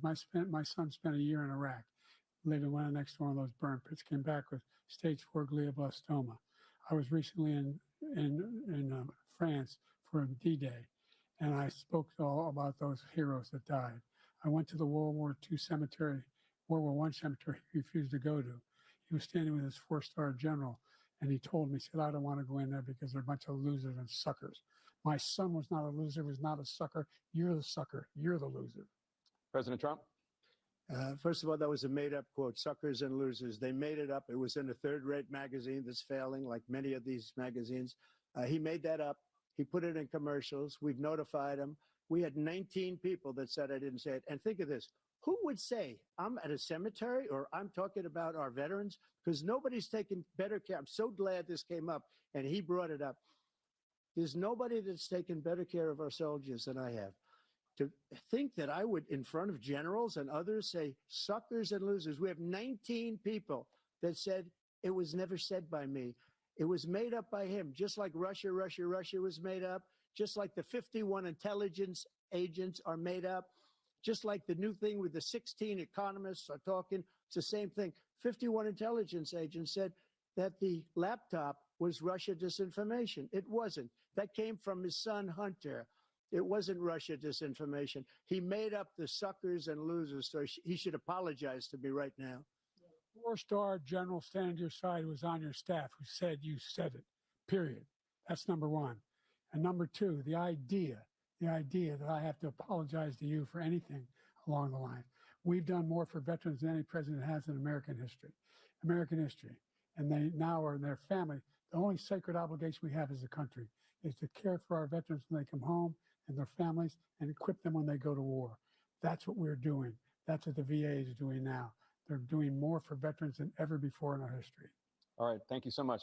Let's move to the topic of foreign policy. I want to begin with Russia's war against Ukraine, which is now in its 3rd year. Former President Trump, Russian President Vladimir Putin says he'll only end this war if Russia keeps the Ukrainian territory it has already claimed and Ukraine abandons its bid to join NATO. Are Putin's terms acceptable to you? First of all, our veterans and our soldiers can't stand this guy. They can't stand him. They think he's the worst commander-in-chief, if that's what you call him, that we've ever had. They can't stand him. So let's get that straight. And they like me more than just about any of them. And that's based on every single bit of information. As far as Russia and Ukraine, if we had a real president, the president that knew, that was respected by Putin, he would have never invaded Ukraine. A lot of people are dead right now, much more than people know. You know, they talk about numbers. You can double those numbers, maybe triple those numbers. He did nothing to stop it. In fact, I think he encouraged Russia from going in. I'll tell you what happened. He was so bad with Afghanistan. It was such a horrible embarrassment, most embarrassing moment in the history of our country, that when Putin watched that and he saw the incompetence, that he should have fired those generals, like I fired the one that you mentioned. And so he's got no love lost, but he should have fired those generals. No general got fired for the most embarrassing moment in the history of our country, Afghanistan, where we left billions of dollars of equipment behind. We lost 13 beautiful soldiers and 38 soldiers were obliterated. And by the way, we left people behind too. We left American citizens behind. When Putin saw that, he said, you know what? I think we're going to go in and maybe take this was his dream. I talked to him about it, his dream. The difference is he never would have invaded Ukraine, never. Just like Israel would have never been invaded in a million years by Hamas. You know why? Because Iran was broke with me. I wouldn't let anybody do business with them. They ran out of money. They were broke. They had no money for Hamas. They had no money for anything, no money for terror. That's why you had no terror at all during my administration. This place, the whole world is blowing up under him. President Biden? I've never heard so much malarkey in my whole life. Look, the fact of the matter is that we're in a situation where, let's take the last point first. Iran attacked American troops cause brain damage for a number of these troops, and he did nothing about it. Recently, not when he was president, they attacked. He said they're just having headaches. That's all it is. He didn't do a thing when the attack took place. Number one. Number two, we got over 100,000 Americans and others out of Afghanistan during that airlift. Number three, we found ourselves in a situation where, if you take a look at what Trump did in Ukraine, this guy told Trump, do whatever you want, and do whatever you want. And that's exactly what Trump did to Putin, encourage him, do whatever you want. And he went in. And listen to what he said when he went in. He was going to take Kyiv in 5 days, remember? Because it's part of the old Soviet Union. That's what he wanted to reestablish, Kyiv. And he, in fact, didn't do it at all. He wasn't able to get it done. And they've lost thousands and thousands of troops, 500,000 troops. President Trump, I if never come back said to you that. for 1 minute, I just want to go back to my original question, which is, are Putin's terms acceptable to you? Keeping the No, they're territory not in Ukraine. acceptable. No, they're not acceptable. But look, this is a war that never should have started. If we had a leader in this war, he led everybody along. He's given $200 billion now or more to Ukraine. He's given $200 billion. That's a lot of money. I don't think there's ever been anything like it. Every time that Zelensky comes to this country, he walks away with $60 billion. He's the greatest salesman ever. And I'm not knocking him. I'm not knocking anything. I'm only saying the money that we're spending on this war, and we shouldn't be spending, it should have never happened. I will have that war settled between Putin and Zelensky as president-elect before I take office on January 20th. I'll have that war settled. People being killed so needlessly, so stupidly, and I will get it settled, and I'll get it settled fast before I take office. President Biden, you have a minute. The fact is that Putin is a war criminal. He's killed thousands and thousands of people. And he has made one thing clear. He wants to reestablish what was part of the Soviet Empire, not just a piece. He wants all of Ukraine. That's what he wants. And then you think he'll stop there? Do you think he'll stop when if he takes Ukraine? What do you think happens to Poland? What do you think of Belarus? What do you think happens to those NATO countries?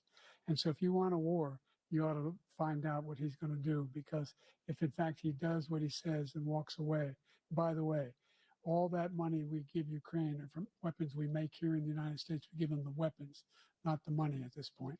And our NATO allies have produced as much funding for Ukraine as we have. That's why we're strong. Thank you. Moving on to the Middle East. In October, Hamas attacked Israel, killing more than 1,000 people and taking hundreds of hostages. Among those held and thought to still be alive are 5 Americans. Israel's response has killed thousands of Palestinians and created a humanitarian crisis in Gaza. President Biden, you've put forward a proposal to resolve this conflict, but so far Hamas has not released the remaining hostages, and Israel is continuing its military offensive in Gaza. So what additional leverage will you use to get Hamas and Israel to end the war? You have 2 minutes. Number one, everyone from the United Nations Security Council straight through to the G7 to the Israelis and Netanyahu himself have endorsed the plan I put forward, which has 3 stages to it. The first stage is trade the hostages for a ceasefire. Second phase is a ceasefire with additional conditions. The third phase is the end of the war. The only one who wants the war to continue is Hamas, number one. They're the only ones standing out. We're still pushing hard to get them to accept. In the meantime, what's happened? In Israel, we're finding that the only thing I've denied Israel was 2,000-pound bombs. They don't work very well in populated areas. They kill a lot of innocent people. We're providing Israel with all the weapons they need and when they need them.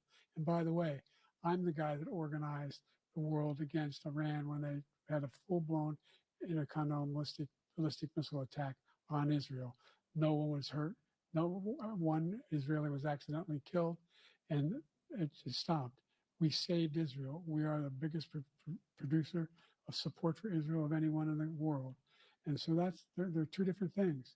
Hamas cannot be allowed to be continued. We continue to send our experts and our intelligence people as to how they can get Hamas like we did bin Laden. You don't have to do it. And by the way, they've been greatly weakened, Hamas, greatly weakened, and they should be. They should be eliminated. But you've got to be careful for what using certain weapons among population centers. Just going back to Ukraine for 1 second. We have an ocean separating us. The European nations together have spent 100 billion or maybe more than that, less than us. Why doesn't he call them and say, you got to put up your money like I did with NATO? I got them to put up hundreds of billions of dollars. The Secretary General of NATO said Trump did the most incredible job I've ever seen. They wouldn't have any, they were going out of business. We were spending almost 100% of the money was paid by us. He didn't do that. He's getting all, you got to ask these people to put up the money. We're over $100 billion more spent, and it has a bigger impact on them because of location, because we have an ocean in between. You got to ask them. As far as Israel and Hamas, Israel's the one that wants to go. He said the only one that wants to keep going is Hamas. Actually, Israel is the one, and you should let him go and let him finish the job. He doesn't want to do it. He's become like a Palestinian, but they don't like him because he's a very bad Palestinian. He's a weak one. President Biden, you have a minute. I've never heard so much foolishness. This is a guy who wants to get out of NATO. You're going to stay in NATO? He's going to pull out of NATO. The idea that we have, our strength lies in our alliances as well. There may be a big ocean, but we're ever able to avoid a war in Europe, a major war in Europe? What happens if, in fact, you have Putin continue to go into NATO? We have an Article 5 agreement. Attack on one is attack on all. You want to start the nuclear war he keeps talking about, go ahead. Let Putin go in and control Ukraine and then move on to Poland and other places. See what happens then. He has no idea what the hell he's talking about. And by the way, I got 50 other nations around the world to support Ukraine, including Japan and South Korea, because they understand that this kind of dislocation has a serious threat to the whole world peace. No major war in Europe has ever been able to be contained just to Europe. President Trump, just to follow up, would you support the creation of an independent Palestinian state in order to achieve peace in the region? I'd have to see, but before we do that, the problem we have is that we spend all the money. So they kill us on trade. I made great trade deals with the European nations because if you add them up, they're about the same size economically. Their economy is about the same size as the United States. And they were no cars, no, they don't want anything that we have, but we're supposed to take their cars, their food, their everything, their agriculture. I changed that. But the big thing I changed is they don't want to pay.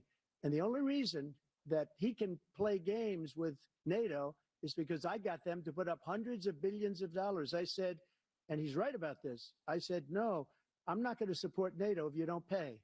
They asked me that question, would you guard us against Russia at a very secret meeting of the 28 states at that time, nations at that time? And they said, no, if you don't pay, I won't do that. And you know what happened? Billions and billions of dollars came flowing in the next day and the next months. But now we're in the same position. We're paying everybody's bills. Let's turn to the issue of democracy. Former President Trump, I want to ask you about January 6, 2021. After you rallied your supporters that day, some of them stormed the Capitol to stop the constitutionally mandated counting of electoral votes. As president, you swore an oath to, quote, preserve, protect, and defend, unquote, the Constitution. What do you say to voters who believe that you violated that oath through your actions and inaction on January 6th and worry that you'll do it again? Well, I don't think too many believe that. And let me tell you about January 6th. On January 6th, we had a great border. Nobody coming through, very few. On January 6th, we were energy independent. On January 6th, we had the lowest taxes ever. We had the lowest regulations ever. On January 6th, we were respected all over the world. All over the world, we were respected. And then he comes in, and we're now laughed at. We're like a bunch of stupid people. What happened to the United States' reputation under this man's leadership is horrible, including weaponization, which I'm sure at some point you'll be talking about, where he goes after his political opponent because he can't beat him fair and square. You have 80 seconds left. My question was, what do you say to those voters who believe that you violated your constitutional oath through your actions and inaction on January 6, 2021, and worry that you'll do it again? Well, I didn't say that to anybody. I said peacefully and patriotically. And Nancy Pelosi, if you just watched the news from 2 days ago, on tape to her daughter, who's a documentary filmmaker, they say, but she's saying, oh no, it's my responsibility. I was responsible for this because I offered her 10,000 soldiers or National Guard, and she turned them down. And the mayor of, in writing, by the way, the mayor in writing turned it down, the mayor of DC. They turned it down. I offered 10,000 because I could see, I had virtually nothing to do. They asked me to go make a speech. I could see what was happening. Everybody was saying they're going to be there on January 6th. They're going to be there. And I said, you know what? There's a lot of people coming. You could feel it. You could feel it too, and you could feel it. And I said, they ought to have some National Guard or whatever. And I offered it to her. And she now admits that she turned it down.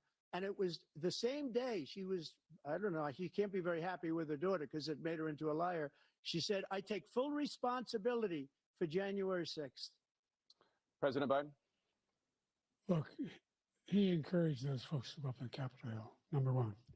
I sat in that dining room off the Oval Office. He sat there for 3 hours watching, begging, being begged by his vice president and a number of his colleagues on the Republican side as well to do something, to call for a stop, to end it. Instead, they talked about these people being patriots and great patrons of America. In fact, he says he'll now forgive them for what they've done. They've been convicted. He says he wants to commute their sentences and say that no. He went to every single court in the nation. I don't know how many cases, scores of cases, including the Supreme Court. And they said, no, this guy is responsible for doing what was done. He did do a damn thing. And these people should be in jail. And they should be the ones who are being held accountable. And he wants to let them all out. And now he says if he loses again, such a whiner that he is, that it could be a bloodbath. Thank you, President Biden. President Trump? What they've done to some people that are so innocent, you ought to be ashamed of yourself. What you have done, how you've destroyed the lives of so many people. When they ripped down Portland, when they ripped down many other cities, you go to Minnesota, Minneapolis, what they've done there with the fires all over the city. If I didn't bring in the National Guard, that city would have been destroyed. When you look at all of they took over big chunks of Seattle. I was all set to bring in the National Guard. They heard that, they saw them coming, and they left immediately. What he said about this whole subject is so off. Peacefully patriotic. One other thing, the Unselect Committee, which is basically two horrible Republicans that are all gone now out of office, and Democrats, all Democrats, they destroyed and deleted all of the information they found because they found out we were right. We were right. And they deleted and destroyed all of the information. They should go to jail for that. If a Republican did that, they'd go to jail. Thank you, President Trump. President Biden, I want to give you a minute. The only person on this stage is a convicted felon is the man I'm looking at right now. And the fact of the matter is, what he's telling you is simply not true. The fact is that there was no effort on his part to stop what was going on up in Capitol Hill. And all those people, every one of those who were convicted, turned over desks, turned them over statues. The idea that those people are patriots, come on. When I asked him the first two debates we had, first time around, I said, will you denounce the Proud Boys? He said, no, I'll tell them to stand by. The idea he's refusing, will you denounce these guys? Will you denounce the people we're talking about now? Will you denounce the people who attacked that Capitol? What are you going to do? I'm going to give you a minute, President Trump, for a follow-up question I have. After a jury convicted you of 34 felonies last month, you said if reelected, you would, quote, have every right to go after, unquote, your political opponents. You just talked about members of the Select Committee on January 6th going to jail. Your main political opponent is standing on stage with you tonight. Can you clarify exactly what it means about you feeling you have every right to go after your political opponents? Well, I said my retribution is going to be success. We're going to make this country successful again, because right now it's a failing nation. My retribution is going to be success. But when he talks about a convicted felon, his son is a convicted felon at a very high level. His son is convicted, going to be convicted probably numerous other times. Should have been convicted before, but his Justice Department let the statute of limitations lapse on the most important things. But he could be a convicted felon as soon as he gets out of office. Joe could be a convicted felon with all of the things that he's done. He's done horrible things. All of the death caused at the border, telling the Ukrainian people that We're going to want $1 billion or you change the prosecutor. Otherwise, you're not getting $1 billion. If I ever said that, that's quid pro quo. That we're not going to do anything. We're not going to give you $1 billion unless you change your prosecutor having to do with the son. This man is a criminal. This man, you're lucky. You're lucky. I did nothing wrong. We'd have a system that was rigged and disgusting. I did nothing wrong. Thank you, President Trump. President Biden, you have said, I'm coming right to you, sir. You want to respond? Go ahead. I'll give you a minute to respond. The idea that I did anything wrong relative to what you're talking about is outrageous. It's simply a lie, number one. Number two, the idea that you have a right to seek retribution against any American just because you're president is wrong. It's simply wrong. No president's ever spoken like that before. No president in our history has spoken like that before. Number three, the crimes that you are still charged with, and think of all the civil penalties you have. How many billions of dollars do you owe in civil penalties for molesting a woman in public, for doing a whole range of things, of having sex with a porn star on the night while your wife was pregnant? I mean, what are you talking about? You have the morals of an alley cat. Give you a minute, sir. I didn't have sex with a porn star, number one. Number two, that was a case that was started and moved. They moved a high-ranking official, a DOJ, into the Manhattan DA's office to start that case. That case is going to be appealed and won. We had a very terrible judge, a horrible judge, Democrat. The prosecutor were all high-ranking Democrats, appointed people, and both the civil and the criminal. He basically went after his political opponent because he thought it was going to damage me. But when the public found out about these cases, because they understand it better than he does, he has no idea what these cases are. But when they found out about these cases, you know what they did? My poll numbers went up, way up. You know that because you're reporting it. And we took in more money in the last 2 weeks than we've ever taken in the history of any campaign. I don't think any campaign has ever taken. Hundreds of millions of dollars came pouring in because the public knows it's a scam and it's a guy that's after his political opponent because he can't win fair and square. Thank you, President Trump. President Biden, you have said, quote, Donald Trump and his MAGA Republicans are determined to destroy American democracy. Do you believe that the tens of millions of Americans who are likely to vote for President Trump will be voting against American democracy? The more they know about what he's done, yes. The more they know about what he's done. And there's a lot more coming. He's got a lot of cases down the road coming around. He's got a whole range of issues he has to face. I don't know what the juries will do, but I do know he has a real problem. And so the fact that, could you ever think you hear any president say that I'm going to seek retribution? Do you ever hear any president say that I thought Hitler had some good ideas? What got me involved to run in the first place after my son had died, I decided in Iraq, because of Iraq, I said I wasn't going to run again until I saw what happened in Charlottesville, Virginia.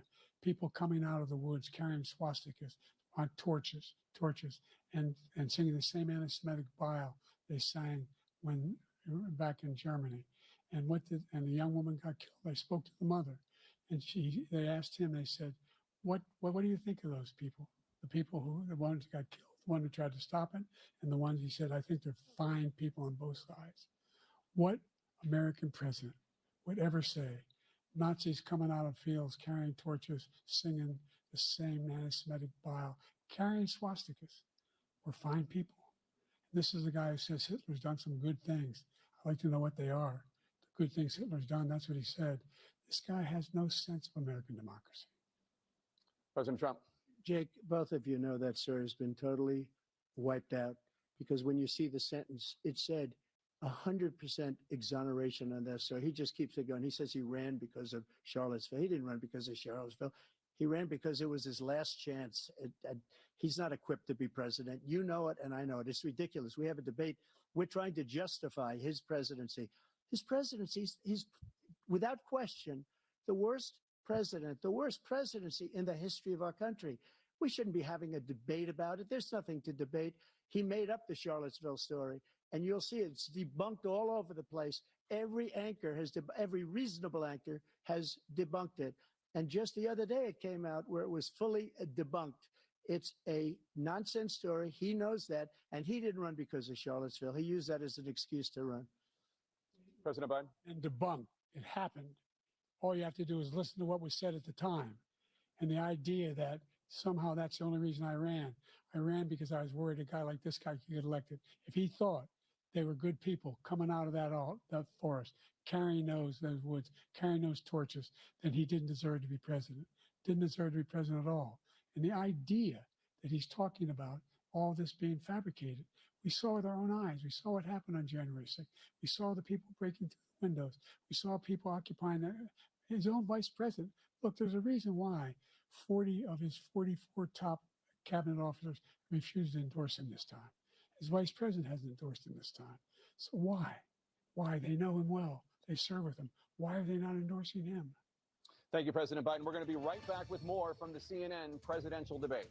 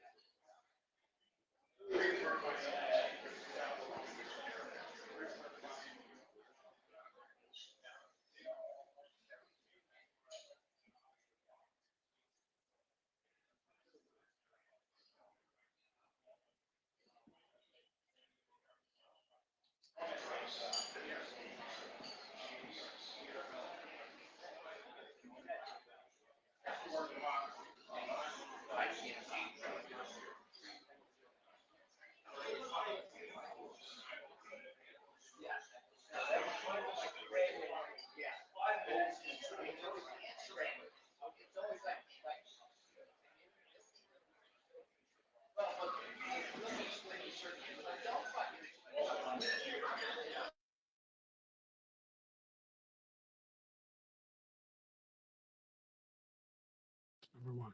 The fact of the matter is there's more small black businesses that have been started than any time in history. Number two, the wages of black unemployment is the lowest level it's been in a long, long time. Number three, we're trying to provide housing for black Americans and dealing with the segregation that exists among these corporations that collude to keep people out of their houses. And in addition to that, we find that the impact on the choice that black families have to make relative to childcare is incredibly difficult. When we did the first major piece of legislation in the past, I was able to reduce black childcare costs. I cut them in half. We got to make sure we provide for childcare costs. We got to make sure, because when you provide those childcare protections, you increase economic growth because more people can be in the job market. So there's more to be done, considerably more to be done. But we've done a great deal so far, and I'm not letting up, and they know it. You have 49 seconds left. What do you say to Black voters who are disappointed with the progress so far? I say I don't blame them for being disappointed. Inflation is still hurting them badly. For example, I provided for the idea that any black family, first-time home buyer, should get a $10,000 tax credit to be able to buy their first home so they can get started. I made sure that we're in a situation where all those black families and those black individuals who provided had to take out student loans that were ballooning, that if they were engaged in nursing, doctor, and anything having to do with volunteerism, if they paid their bills for 10 years on their student debt, all the rest was forgiven after 10 years. Millions have benefited from that. And we're going to do a whole lot more for black families. Thank you, President Trump. And he caused the inflation. He's blaming inflation, and he's right. It's been very bad. He caused the inflation, and it's killing black families and Hispanic families and just about everybody. It's killing people. They can't buy groceries anymore. They can't. You look at the cost of food where it's doubled and tripled and quadrupled. They can't live. They're not living anymore.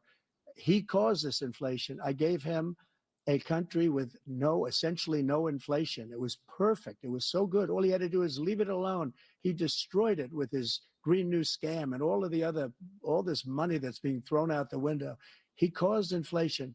As sure as you're sitting there, the fact is that his big kill on the black people is the millions of people that he's allowed to come in through the border. They're taking black jobs now, and it could be 18, it could be 19, and even 20 million people. They're taking black jobs, and they're taking Hispanic jobs, and you haven't seen it yet, but you're going to see something that's going to be the worst in our history. Thank you. President Biden?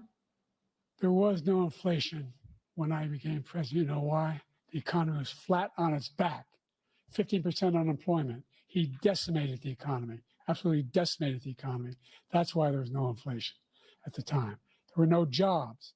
We provided thousands and millions of jobs for individuals who are in all communities, including minority communities. We made sure that they have health insurance. We have covered, if the ACA has increased, I made sure that they're $8,000 per person in a family to get written off for health care. But this guy wants to eliminate that. They tried 50 times. He wants to get rid of the ACA again, and they're going to try again if they win. We find ourselves in a position where the idea that we're not doing any, we put more police on the street than any administration has. He wants to cut the cops. We're providing for equity and making sure people have a shot to make it. There's a lot going on, but in inflation, he caused it by his tremendous malfeasance in the way he handled the pandemic. Thank you. Another persistent challenge is the climate crisis. 2023 was the hottest year in recorded history, and communities across the country are confronting the devastating effects of extreme heat, intensifying wildfires, stronger hurricanes, and rising sea levels. Former President Trump, you've vowed to end your opponent's climate initiatives, but will you take any action as president to slow the climate crisis? Well, let me just go back to what he said about the police, how close the police are to him. Almost every police group in the nation from every state is supporting Donald J. Trump. Almost every police group. And what he's done to the black population is horrible, including the fact that for 10 years he called them super predators. We can't, in the 1990s, we can't forget that. Super predators was his name, and he called it to them for 10, and they've taken great offense at it, and now they see it happening. But when they see what I did for criminal justice reform and for the historically Black colleges and universities, where I funded them and got them all funded, and the opportunity zones with Tim, as you know, Tim Scott was incredible. He did a great job. Great senator from South Carolina. He came to me with the idea, and it was a great idea. It's one of the most successful economic development acts ever in the country, opportunity zones. And the biggest beneficiary are Blacks. And that's why we have the best numbers with them in maybe ever. They're saying ever. I read this morning where ever, the best numbers. He's lost much of the Black population because he's done a horrible job for Black people. He's also done a horrible job for Hispanics. But wait till you see these millions of people pouring into our country, and they're going to take the jobs, and it's already started, and you haven't seen anything yet. It's a disaster. You have 38 seconds left, President Trump. Will you take any action as president to slow the climate crisis? So I want absolutely immaculate clean water, and I want absolutely clean air, and we had it. We had H2O. We had the best numbers ever, and we were using all forms of energy, all forms, everything. And yet, during my 4 years, I had the best environmental numbers ever. And my top environmental people gave me that statistic just before I walked on the stage, actually. I don't know where the hell he's been. The idea that anything he said is true. I passed the most extensive climate change legislation in history. We find ourselves, and by the way, Black colleges. I came up with $15 billion for HBCUs, historic Black universities and colleges, because they don't have the kind of contributors that they have to build these laboratories and the like. Any Black student is capable in college of doing any white student can do. They just don't have the money, but now they'll be able to get those jobs in high tech. We're in a situation where the idea that he is claiming to have done something that had the cleanest water. He hadn't done a damn thing for the environment. He pulled out of the Paris Peace Accord, Climate Accord. I immediately joined it because if we reach 1.5 degrees Celsius at any one point, there's no way back. The only existential threat to humanity is climate change, and he didn't do a damn thing about it. He must undo all that I've done. The Paris Accord was going to cost us $1 trillion, and China nothing, and Russia nothing, and India nothing. It was a ripoff of the United States. And I ended it because I didn't want to waste that money because they treat us horribly. We were the only ones. It was costing us money. Nobody else was paying into it. And it was a disaster. But everything that he said just now, I'll give you an example. I heard him say before insulin. I'm the one that got the insulin down for the seniors. I took care of the seniors. What he's doing is destroying all of our medical programs because the migrants coming in, they want everybody. And look, I have the biggest heart on the stage. I guarantee you that. And I want to take care of people, but we're destroying our country. They're taking over our schools, our hospitals, and they're going to be taking over Social Security. He is destroying Social Security, Medicare, and Medicaid. The idea is that we, in fact, we were the only ones of consequence who were not members of the Paris Accord. How can we do anything? We're not able to, the United States can't get us under control. One of the largest polluters in the world, number one. We're making significant progress. By 2035, we will have cut pollution in half. We have made significant progress, and we're continuing to make progress. We set up a climate corps for thousands of young people to learn how to deal with climate, just like the Peace Corps. And we're moving in directions that are going to significantly change the elements of cause of pollution. But the idea that he claims that he has the biggest heart up here and he's really concerned about pollution and about climate, I've not seen any indication of that. And by the way, with regard to prescription drugs, one company agreed that they would reduce the price to $35, which I was calling for, one, voluntarily. I made sure every company in the world, every pharmaceutical company, cannot have to pay. Thank you. And by the way, So every day, millions of Americans struggle just to make ends meet. For many older Americans, Social Security provides a critical lifeline. President Biden, if nothing is done to Social Security, seniors will see their benefits cut in just over 10 years. Will you name tonight one specific step that you're willing to take to keep Social Security solvent? Yes, make the very wealthy begin to pay their fair share. Right now, everybody making under $170,000 pays 6% of their income, of their paycheck, every single time they get a paycheck from the time of the first one they get when they're 18 years old.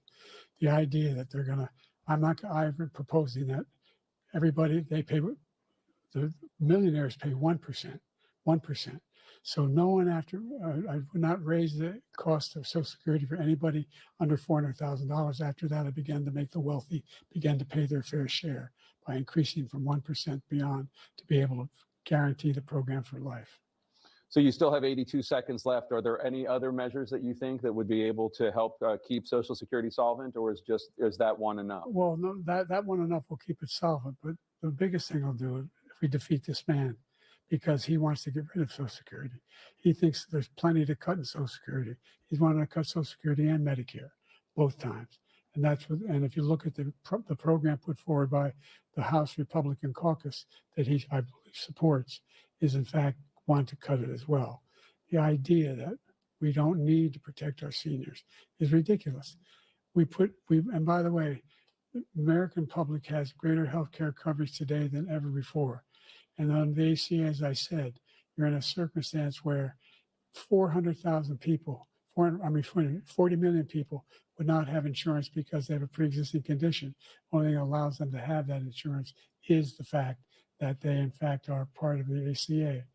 And by the way, the other thing is we're in a situation where I talk about education for Black communities. I've raised the amount of money for Pell Grants by another $8,000. So anybody making under $70,000 a year is going to be able to get $15,000 toward their tuition. He just doesn't know what he's talking about. Thank you, President Biden. President Trump. So I've dealt with politicians all my life. I've been on this side of the equation for the last 8 years. I've never seen anybody lie like this guy. He lies. I've never seen it. He could look you in the face. About so many other things too. And we mentioned the laptop. We mentioned Russia, Ukraine. Everything he does is a lie. It's misinformation and disinformation. The losers and suckers story that he made up is a total lie on the military. It's a disgrace.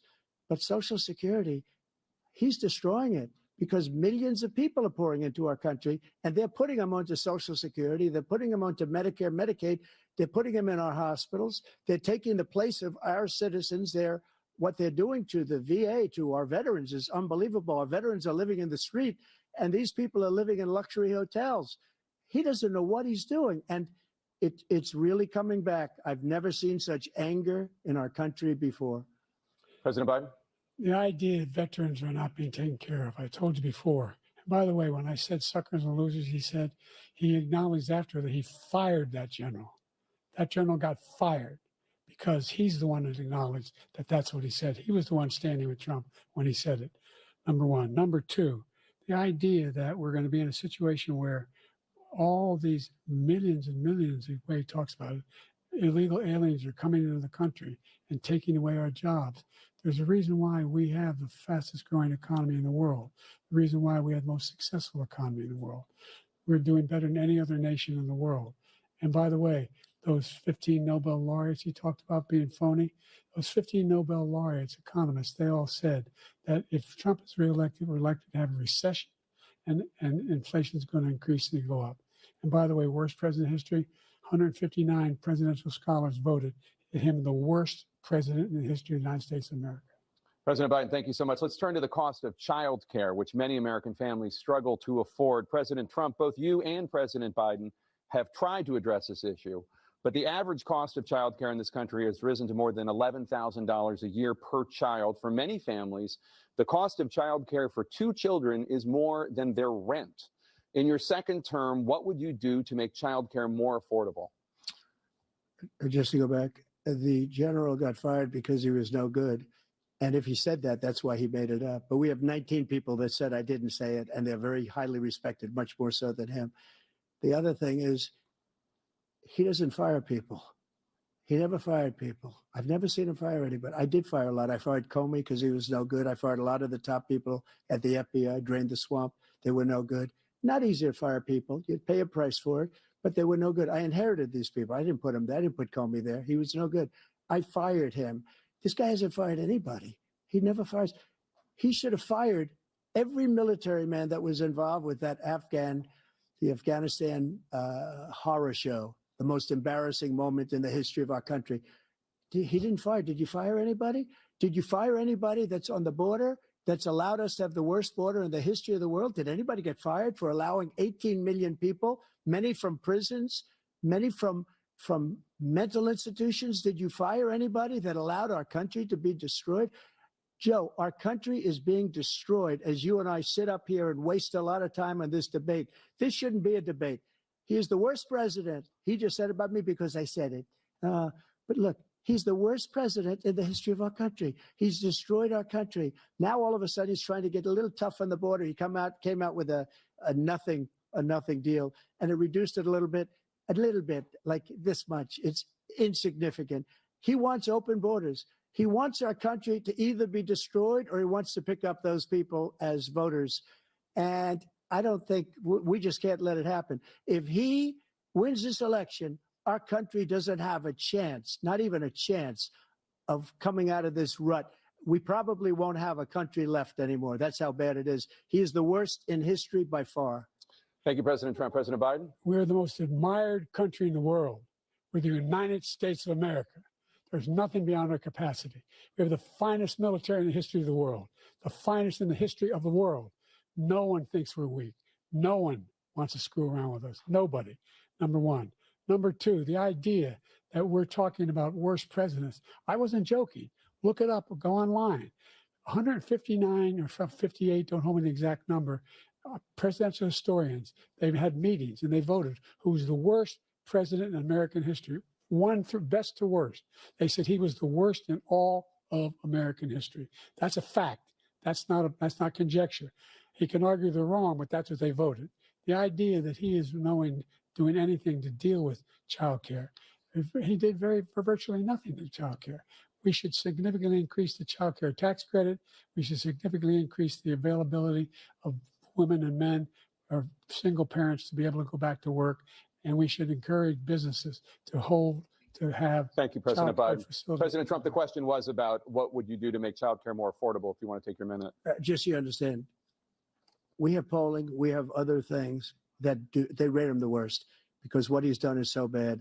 And they rate me, I'll show you, I will show you. And they rate me one of the best, okay? And if I'm given another 4 years, I will be the best. I think I'll be the best. Nobody's ever created an economy like us. Nobody ever cut taxes like us. He's the only one I know. He wants to raise your taxes by 4 times. He wants to raise everybody's taxes by 4 times. He wants the Trump tax cuts to expire. So everybody, including the two of you, are going to pay 4 to 5 times. Nobody ever heard of this before. All my life, I'd grow up and I'd see politicians talking about cutting taxes. When we cut taxes, as I said, we did more business. Apple and all these companies, they were bringing money back into our country. The worst president in history by far, and everybody knows it. President Biden? Look, the fact of the matter is that he's dead wrong about, he's increased the tariff, he will increase the taxes on middle-class people. I said I'd never raise a tax on anybody making less than $400,000. I didn't. But this tariff is 10% tariffs. Everything coming in the country, you know what the economists say? That's going to cost the average American $2,500 a year more because they're going to have to pay the difference in food and all the things that were imported. Number two, he's in a situation where he talks about how he has not raised, he somehow helped the middle class. Middle class have been devastated by you. Now you want a new tax cut of $5 trillion over the next 10 years, which is going to fundamentally bankrupt the country. You have the largest deficit of any president in American history, number one. Number two, you have not, in fact, made any contact, any progress with China. We are the lowest trade deficit with China since 2010. Thank you, President Biden. You lost. Thank you, President Biden. Let's discuss an epidemic impacting millions of Americans that both of you have made a top priority in your first term, the opioid crisis. And for both of you, the number of overdose deaths in this country has gone up. Under your term, it went up. Under your term, it has gone up. Former President Trump, despite the efforts that both of you have made, more than 100,000 Americans are dying from overdoses every year, primarily from fentanyl and other opioids. What will you do to help Americans right now in the throes of addiction who are struggling to get the treatment they need? To finish up, we now have the largest deficit in the history of our country under this guy. We have the largest deficit with China. He gets paid by China. He's a Manchurian candidate. He gets money from China. So I think he's afraid to deal with them or something. But do you notice he never took out my tariffs because we bring in so much money with the tariffs that I imposed on China. He never took them away. He can't because it's too much money. It's tremendous. And we saved our steel industries and there was more to come, but he hasn't done that. But he hasn't cut the tariffs because he can't, because it's too much money. But he's got the largest deficit in the history of our country, and he's got the worst situation with China. China's going to own us if you keep allowing them to do what they're doing to us as a country. They are killing us as a country, Joe, and you can't let that happen. You're destroying our country. So, President Trump, you have 67 seconds left. The question was, what are you going to do to help Americans in the throes of addiction right now who are struggling to get the treatment they need? Jake, we were doing very well at addiction until the COVID came along. We had the 2.5, almost 3 years of like nobody's ever had before, any country, in every way. And then we had to get tough. And it was the drugs pouring across the border it started to increase. We got great equipment. We bought the certain dog that's the most incredible thing that you've ever seen, the way they can spot it. We did a lot. And we were getting very low numbers, very, very low numbers. Then he came along. The numbers, have you seen the numbers now? It's not only the 18 million people that I believe is even low because the gotaways, they don't even talk about gotaways. But the numbers of the amount of drugs and human trafficking in women coming across our border, the worst thing I've ever seen, at numbers that nobody's ever seen under him because the border's so bad. But the number of drugs coming across our border now is the largest we've ever had by far. President Trump, thank you. President Biden? Fentanyl and the byproducts of fentanyl went down for a while. And I wanted to make sure we use the machinery that can detect fentanyl, these big machines that roll over everything that comes across the border. And it costs a lot of money. That was part of this deal we put together, this bipartisan deal. More fentanyl machines, more be able to detect drugs, more numbers of agents, more numbers of all the people at the border. And when we had that deal done, he called his Republican colleagues, said, don't do it. It's going to hurt me politically. No, he never argued it's not a good bill. It's a really good bill. We need those machines. We need those machines. And we're coming down very hard in every country in Asia in terms of precursors for fentanyl. And Mexico is working with us to make sure they don't have the technology to be able to put it together. That's what we have to do. We need those machines. Thank you, President Biden. President Trump, and again, the question is about Americans in the throes of addiction right now struggling to get the treatment they need. Well, this does pertain to it. He ended Remain in Mexico. He ended catch and release. I made it catch and release in Mexico, not catch and release here. We had so many things that we had done, hard negotiations with Mexico, and I got it all for nothing. It's just like when you have a hostage, we always pay $6 billion for a hostage. Every time we say it's a hostage.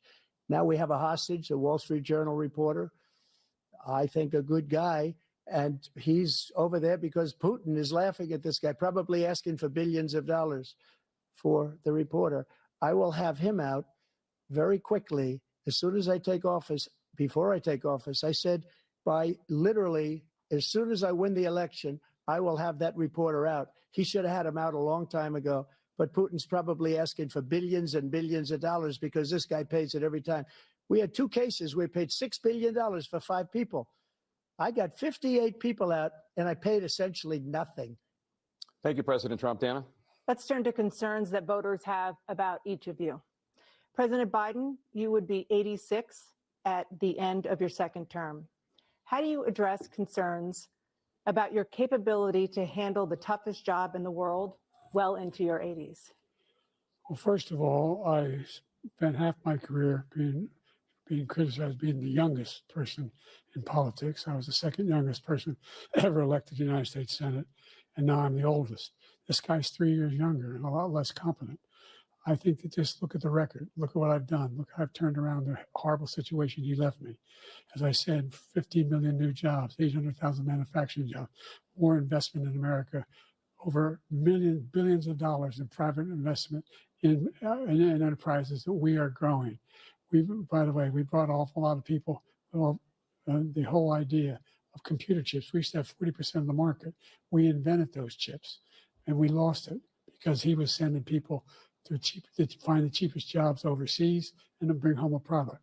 So I went to South Korea. I convinced Samsung to invest billions of dollars here in the United States. And guess what? Those fabs, they call them, to build these chips, those fabs pay over $100,000. You don't need a college degree for them. And there's billions, about $40 billion already being invested and being built right now in the United States, creating significant jobs for Americans from all over the world.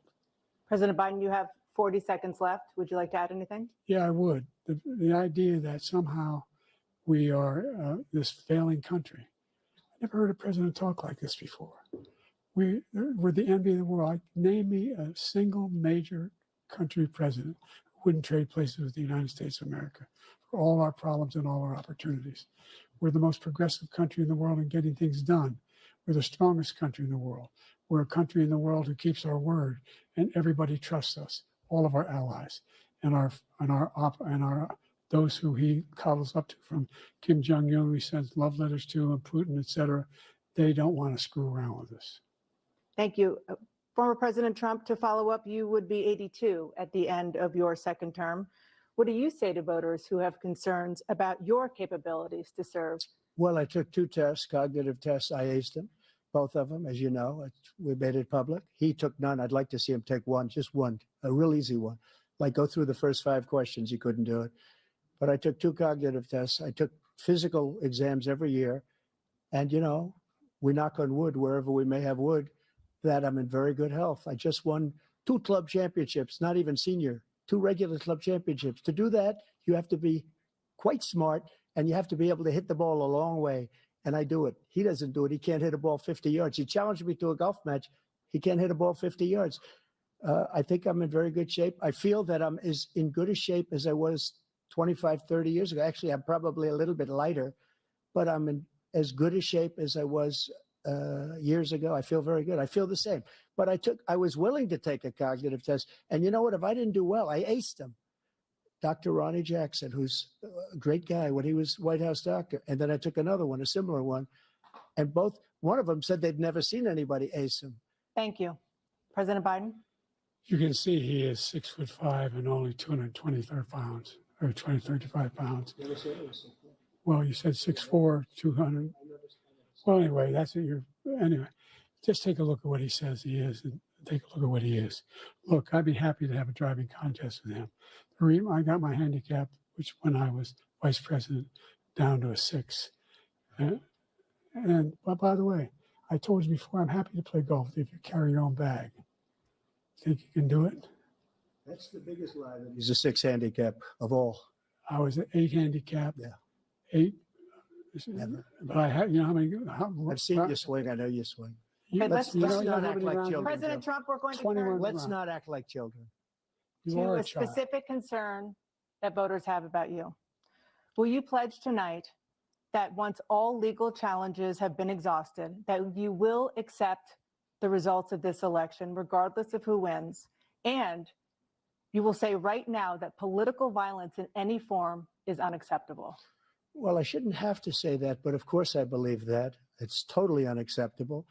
And if you would see my statements that I made on Twitter at the time, and also my statement that I made in the Rose Garden, you would say it's one of the strongest statements you've ever seen. In addition to the speech I made in front of, I believe, the largest crowd I've ever spoken to. And I will tell you, nobody ever talks about that. They talk about a relatively small number of people that went to the Capitol, and in many cases were ushered in by the police. And as Nancy Pelosi said, it was her responsibility, not mine. She said that loud and clear. But the answer is, if the election is fair, free, and I want that more than anybody. And I'll tell you something. I wish he was a great president because I wouldn't be here right now. I'd be at one of my many places enjoying myself. I wouldn't be under indictment because I wouldn't have been his political opponent because he indicted me because I was his opponent. I wish he was a great president. I would rather have that. I wouldn't be here. I don't mind being here. But the only reason I'm here is he's so bad as a president that I'm going to make America great again. We're going to make America great again. We're a failing nation right now. We're a seriously failing nation. And we're a failing nation because of him. His policies are so bad. His military policies are insane. They're insane. These are wars that will never end with him. He will drive us into World War III, and we're closer to World War III than anybody can imagine. We are very, very close to World War III, and he's driving us there. And Kim Jong-un and President Xi of China, Kim Jong-un of North Korea, all of these, Putin, they don't respect him. They don't fear him. They have nothing going with this gentleman, and he's going to drive us into World War III. You want a World War III, let him follow and win, and let Putin say, do what you want, NATO. Just do what you want. There's a thing called Article 5. An attack on one is an attack on all, a required response. The idea, I can't think of a single major leader in the world who wouldn't trade places with the job I've done and what they've done. Because we're a powerful nation. We have wonderful people. It's because of the people, not me. It's because of the American people. They're capable of anything, and they step up when they're needed. And right now, we're needed. We're needed to protect the world because our own safety is at stake. And again, you want to have a war, just let Putin go ahead and take Kyiv, make sure they move on, see what happens in Poland, Hungary, and other places along that border. Then you have a war. President Trump, as I come back to you for a follow-up, the question was, will you accept the results of this election, regardless of who wins? Just to finish what he said, if I might, Russia, they took a lot of land from Bush. They took a lot of land from Obama and Biden. They took no land, nothing from Trump, nothing. He knew not to do it. He's not going to play games with me. He knew that. I got along with him very well, but he knew not to play games. He took nothing from me. But now he's going to take the whole thing from this man right here. That's a war that should have never started. It would have never started ever with me. And he's going to take Ukraine. And, you know, you asked me a question before, would you do this with? He's got us in such a bad position right now with Ukraine and Russia because Ukraine's not winning that war. He said, I will never settle until such time. They're running out of people. They're running out of soldiers. They've lost so many people. It's so sad. They've lost so many people, and they've lost those gorgeous cities with the golden domes that are 1,000 years old, all because of him and stupid decisions. Russia would have never attacked if I were President president. Trump, the question was, will you accept the results of the election, regardless of who wins? Yes or no, please. If it's a fair and legal and good election, absolutely. I would have much rather accepted these, but the fraud and everything else was ridiculous. And if you want, we'll have a news conference on it in a week, or we'll have another one of these in a week.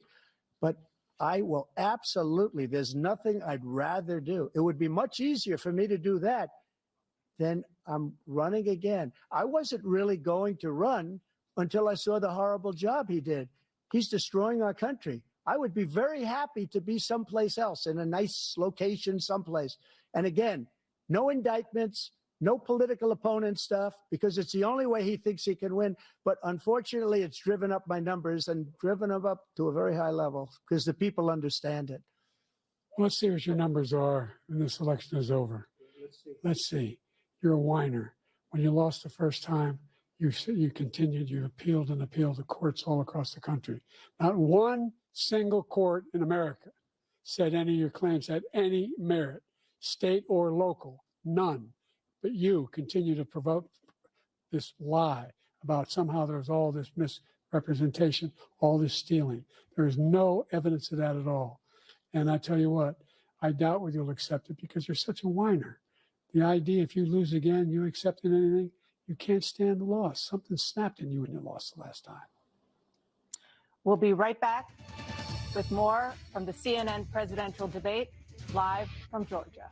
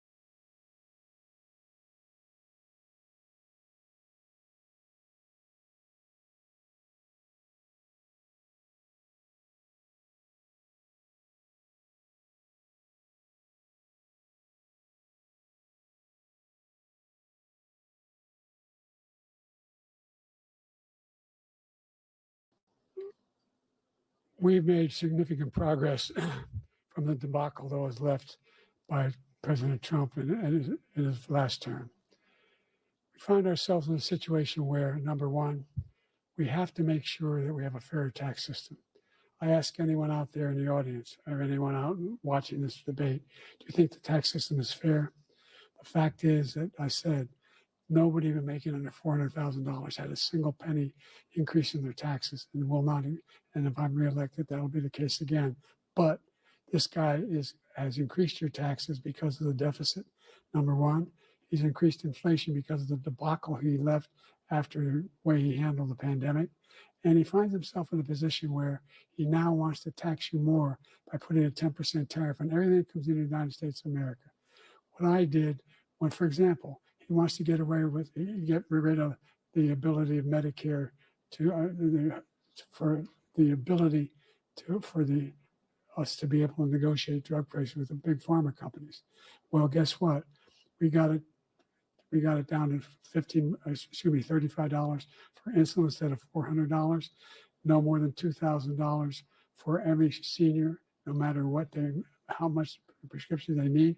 You know what that did? That reduced the federal debt by $160 billion over 10 years because the government doesn't have to pay the exorbitant prices. I'm going to make that available to every senior all along, or it's happening now, and everybody in America. He wants to get rid of that. I'm going to make sure that we have child care. We're going to significantly increase the credits people have for child care. I'm going to make sure we do something about what we're doing on lead pipes and all the things that are causing health problems for people across the country. We're going to continue to fight to bring down inflation and give people a break. Thank you, President Biden. President Trump, you now have 2 minutes for your closing statement. Like so many politicians, this man is just a complainer. He said, we want to do this, we want to do that, we want to get rid of this tax, that tax, but he doesn't do anything. All he does is make our country unsafe by allowing millions and millions of people to pour in. Our military doesn't respect him. We look like fools in Afghanistan. We didn't stop Israel. It was such a horrible thing that would have never happened. It should have never happened. Iran was broke. Anybody that did business with Iran, including China, they couldn't do business with the United States. They all passed. Iran was broke. They had no money for Hamas or Hezbollah, for terror, no money whatsoever. Again, Ukraine should have never happened. He talks about all this stuff, but he didn't do it. For 3.5 years, we're living in hell. We have the Palestinians and we have everybody else rioting all over the place. You talk about Charlottesville. This is 100 times Charlottesville, 1,000 times. The whole country is exploding because of you, because they don't respect you, and they have to respect their president, and they don't respect you throughout the world. What we did was incredible. We rebuilt the military. We got the largest tax cut in history, the largest regulation cut in history. The reason he's got jobs is because I cut the regulations that gave jobs, but he's putting a lot of those regulations back on. All of the things that we've done, nobody's never seen anything like, even from a medical standpoint, right to try, where we can try space-age materials instead of going to Asia or going to Europe and trying to get when you're terminally ill. Now you can go and you can get something. You sign a document. They've been trying to get it for 42 years. But you know what we did for the military was incredible. Choice for our soldiers, where our soldiers, instead of waiting for 3 months to see a doctor, can go out and get themselves fixed up and readied up and take care of themselves, and they're living. And that's why I had the highest approval rating in the history of the VA. So all of these things, we're in a failing nation, but it's not going to be failing anymore. We're going to make it great again. Thank you, former President Trump, President Biden. Stay with us because we have full analysis of this debate. Anderson Cooper and Aaron Burnett starts now on CNN.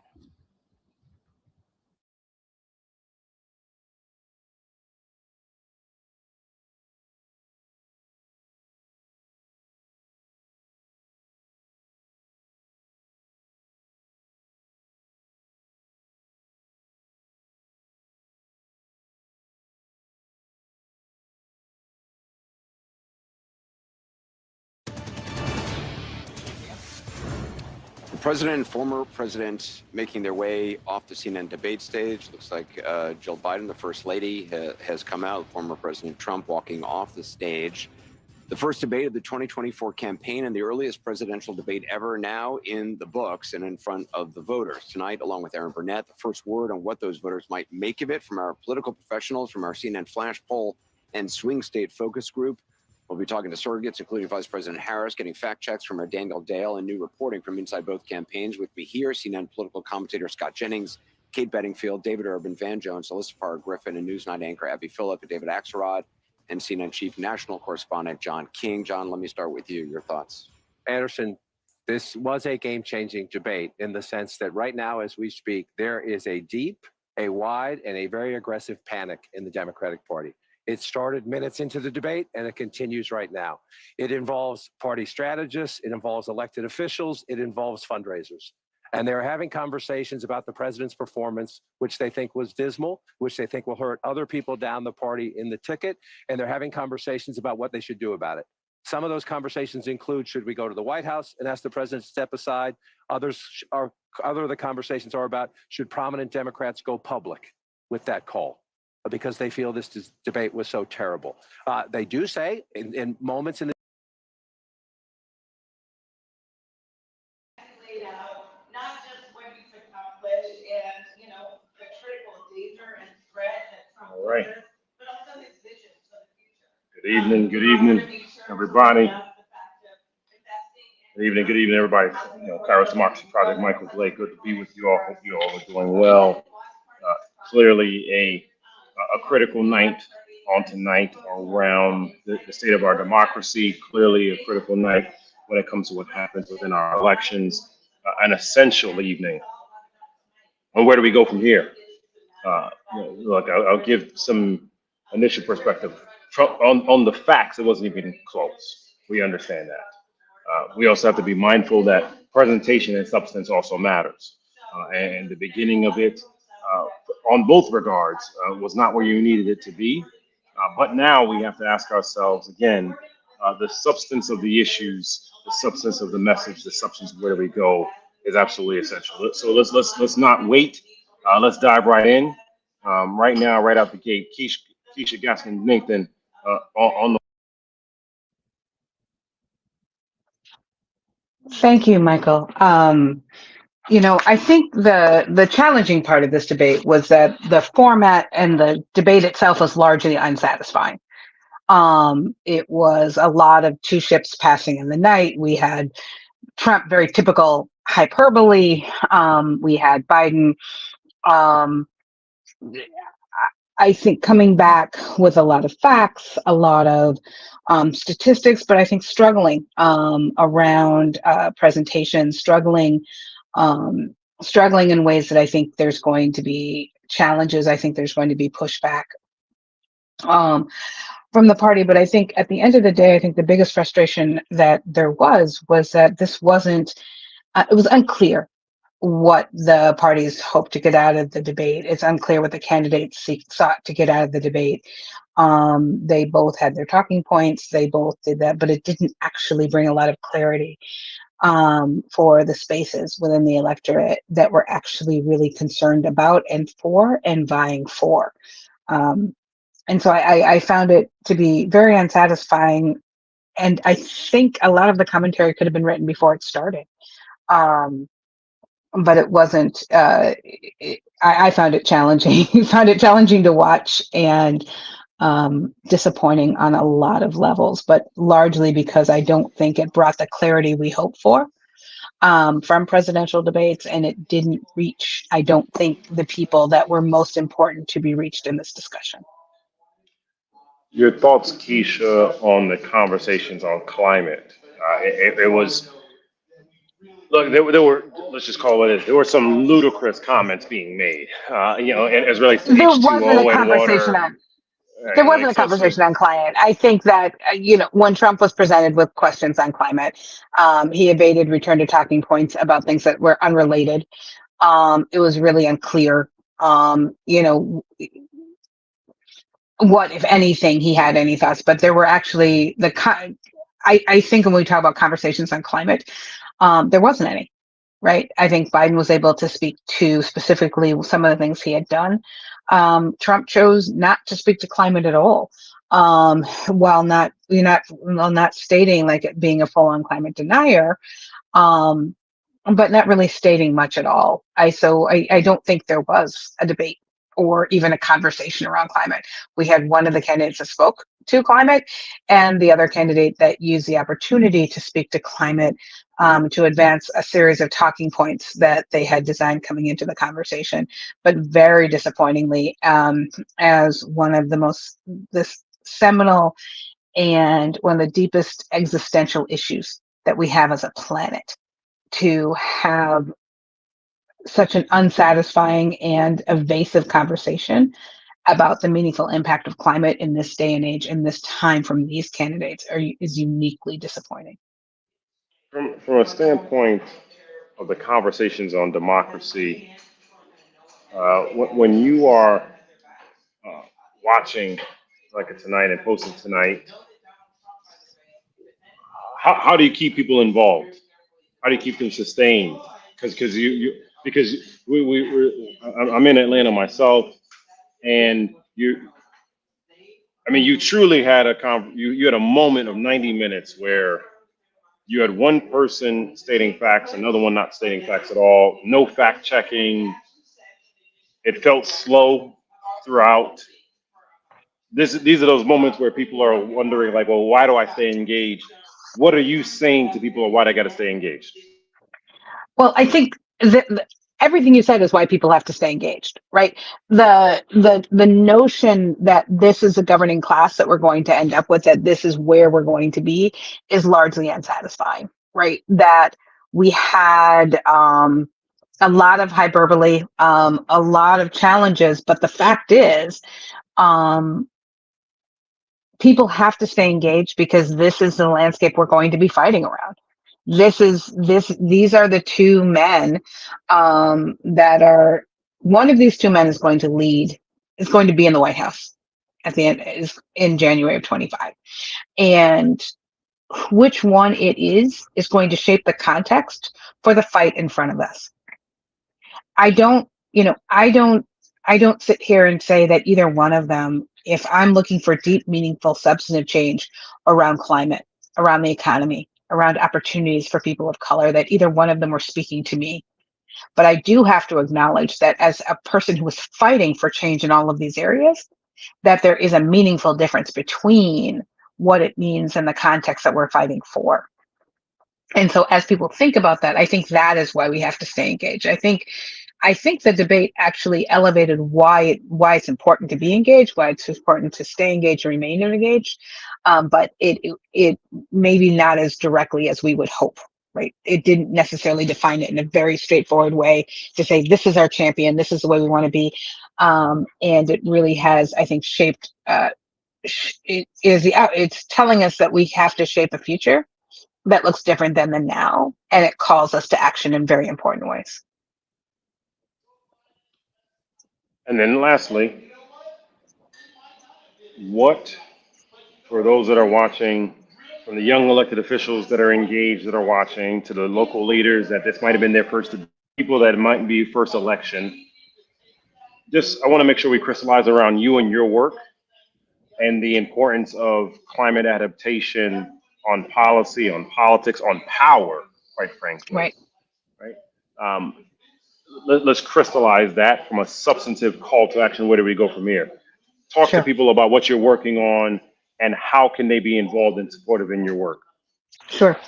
A lot of what we're talking about, and one of the big projects that I'm working on right now is, of course, as you allude to, the kind of political climate adaptation. And that is a notion that we have to have adaptation and resilience in our political and social infrastructure, not just in our physical infrastructure. That we have to have the opportunity for us to remain and find ways to stay engaged as we move forward. And the point of understanding that our climate is changing. It's changing before our eyes. We've had one of the hottest years on record.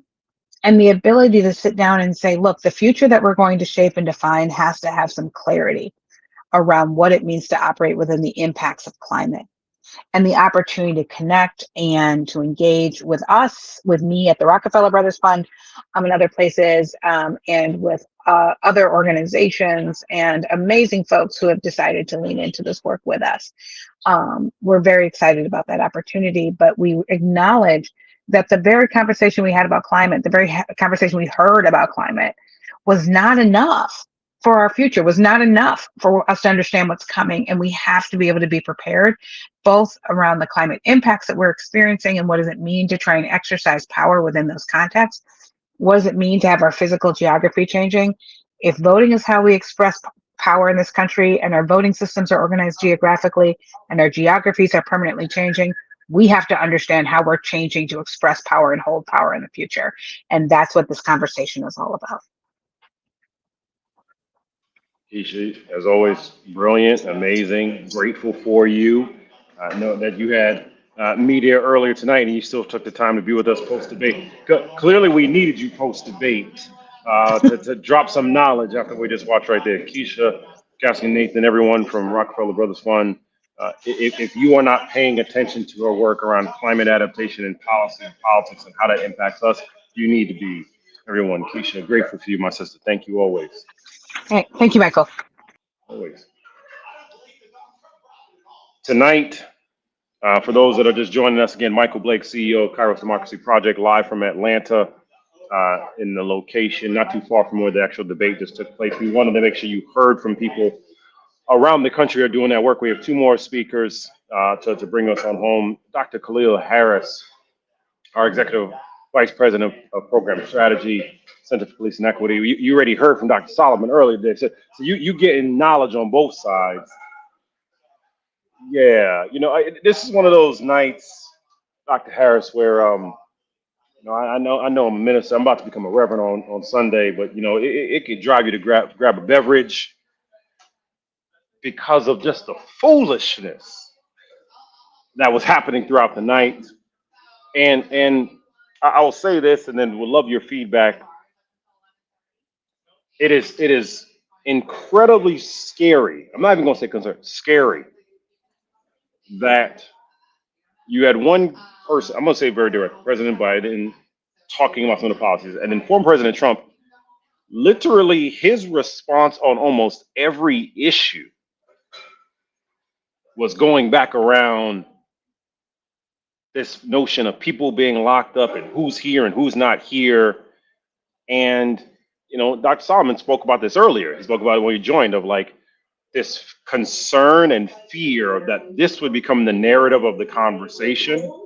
Would love from you, what do you actually want people to be taking from here? And for those that are hearing sound in the background, again, I'm in Atlanta, and Vice President Harris is actually calling in real time to the room that I'm in.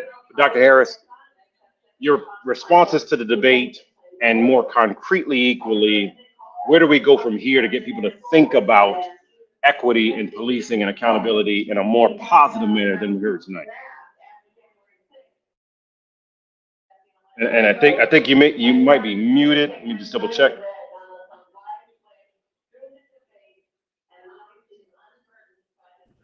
Not hearing it.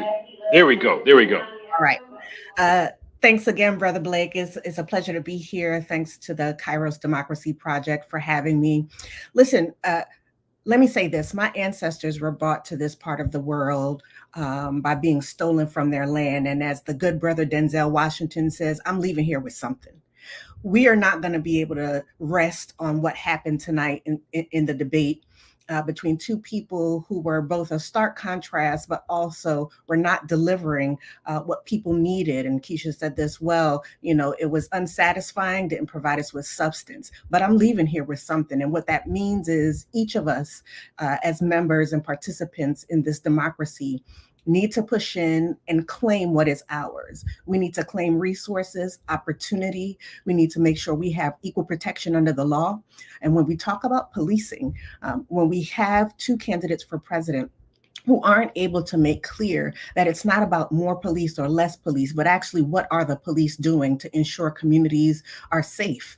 The work of Center Policing Equity is about using good data, to ensure that we can work with community advocates, work with law enforcement, and work with elected officials to really think about how we reimagine safer communities. And safer communities don't come from lying. Safer communities don't come from rhetoric.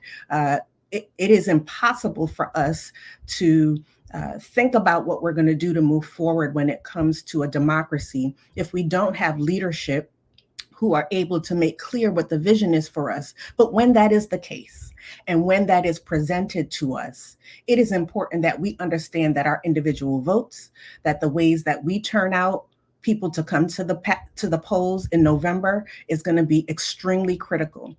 Obviously, it's not going to be relying on sound bites coming from a 90-minute session with the two candidates for president of the United States. Instead, what I would submit is that we need for every person under my voice and who may not be under my voice to understand that this democracy is as strong as each of us individually and as a tight fist held together. We don't need to rely on someone else to come save us. We need to be clear, and this is work that is promoted through CPE, that community-informed policies, community-based solutions are the best solutions for this democracy. And it is important that we draw a distinction between someone who is willing to call on the systems that we have in government to go against his enemies, if you will, as opposed to bringing in people into the democracy under one umbrella. So what I would submit is that we move forward and ensure that we go down ballot, that we're looking at our Senate races, that we are looking at our local elected races, and that we are making sure that the right people are in place so that we aren't distracted by only the federal election for president. And the last thing I do want to say on that point as well is there is no way that I'm going to wake up tomorrow and be in despair. The fact of the matter is I have a lot of power and I'm unwilling to relinquish that. My neighbors have power, community members, new Americans, we all have power that we shall not relinquish. And again, we're leaving here with something. We were brought here unwittingly and we're going to leave here with something. And that has to be a strong democracy that our children and our grandchildren can believe in and that allows us to thrive together in community.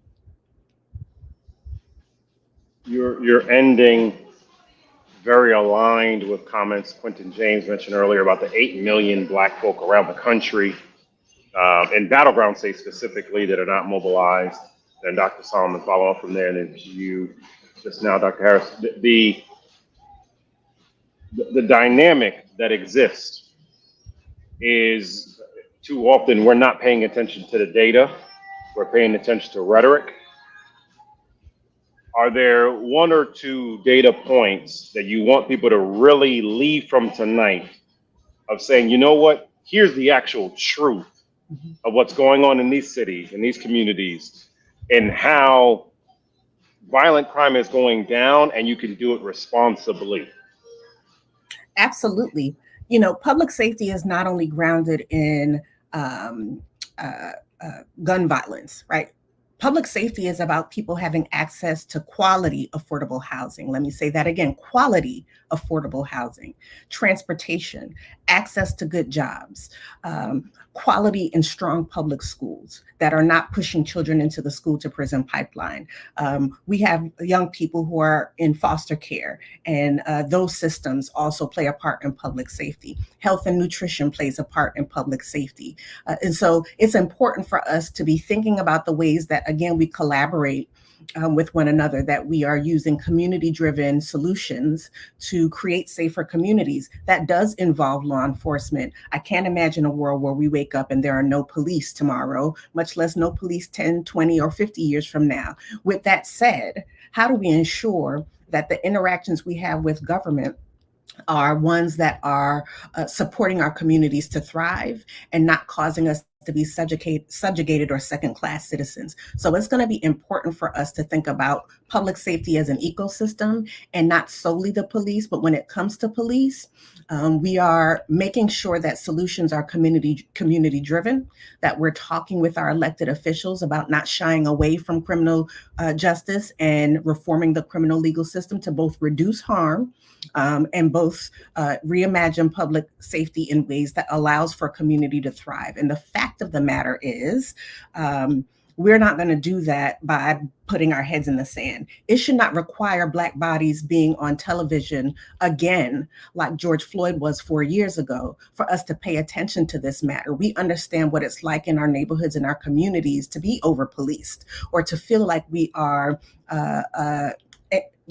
confined in our communities. So it's going to be important for us to continue this work and drive home. It's going to be important for a strong democracy that we are collaborating with one another and developing policies that limit unnecessary interactions with law enforcement. We don't need law enforcement to solve mental health. We don't need law enforcement to solve substance abuse. We don't need law enforcement to solve homelessness. We don't need law enforcement, for the most part, to police schools. We need strong communities. And so it's important for us to think about those things together collectively and holistically so that we can drive change. But none of that can happen without quality data. Sometimes we have data in front of us that are telling us that there's a lot of violent crime with young people. The data doesn't bear that out.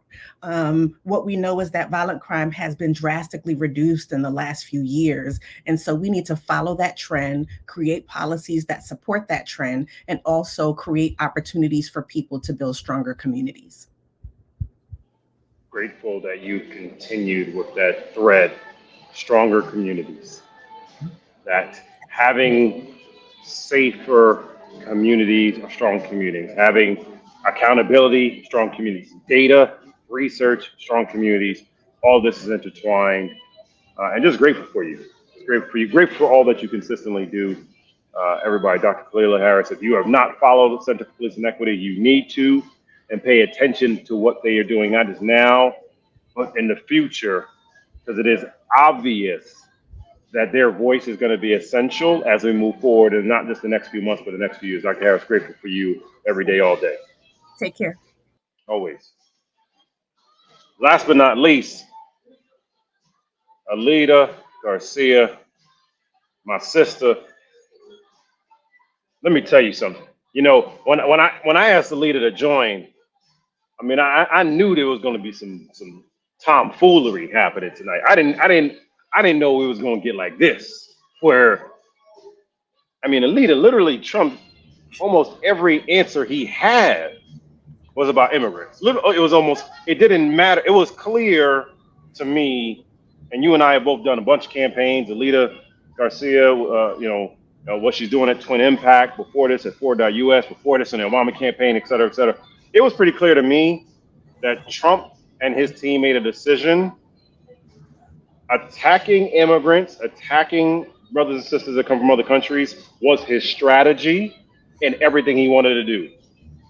Your feedback and thoughts on the debate from tonight, and more importantly, what is the positive message you actually want people to be thinking about and not the negative stuff that we hear in the last 90 minutes? Well, thanks for having me. I would just encourage everybody to not be so down and apocalyptic from today. The polls have been close for the last many months, and there's a lot of work we have to do. And what was the case this morning remains the case tonight.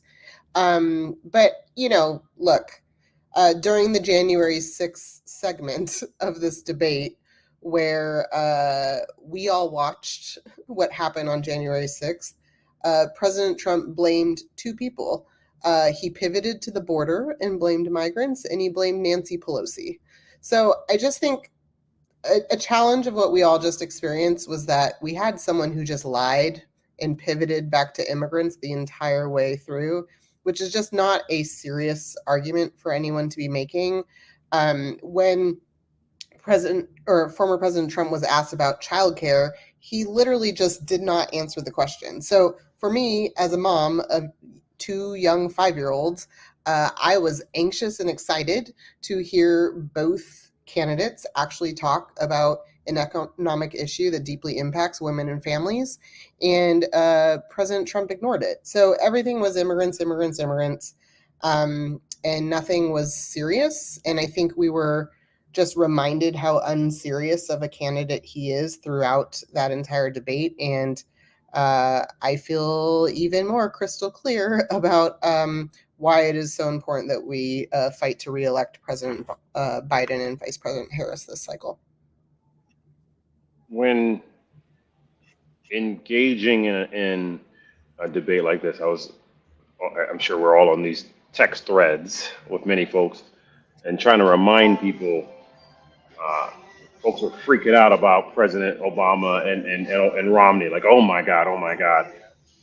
If you actually took the time to listen, from a substance standpoint, it actually wasn't even close. Like it was very obvious, like one actually came prepared itself. Can you please try that as best as possible to break down for folks what is the humane approach that is happening around immigration that we're not talking about? Because in the midst of what all we just watched, people are ignoring a key fact here. There was a bill that could have been moved upon that Donald Trump told Republicans to not vote upon because it would hurt him politically. Like, we could actually be taking practical steps here. What is the humane approach forward so that people can actually be thinking about that? Well, I think what we should remember is not have Trump amnesia and recall that President Trump ripped children from the arms of their parents along the southern border as a means to deter migration.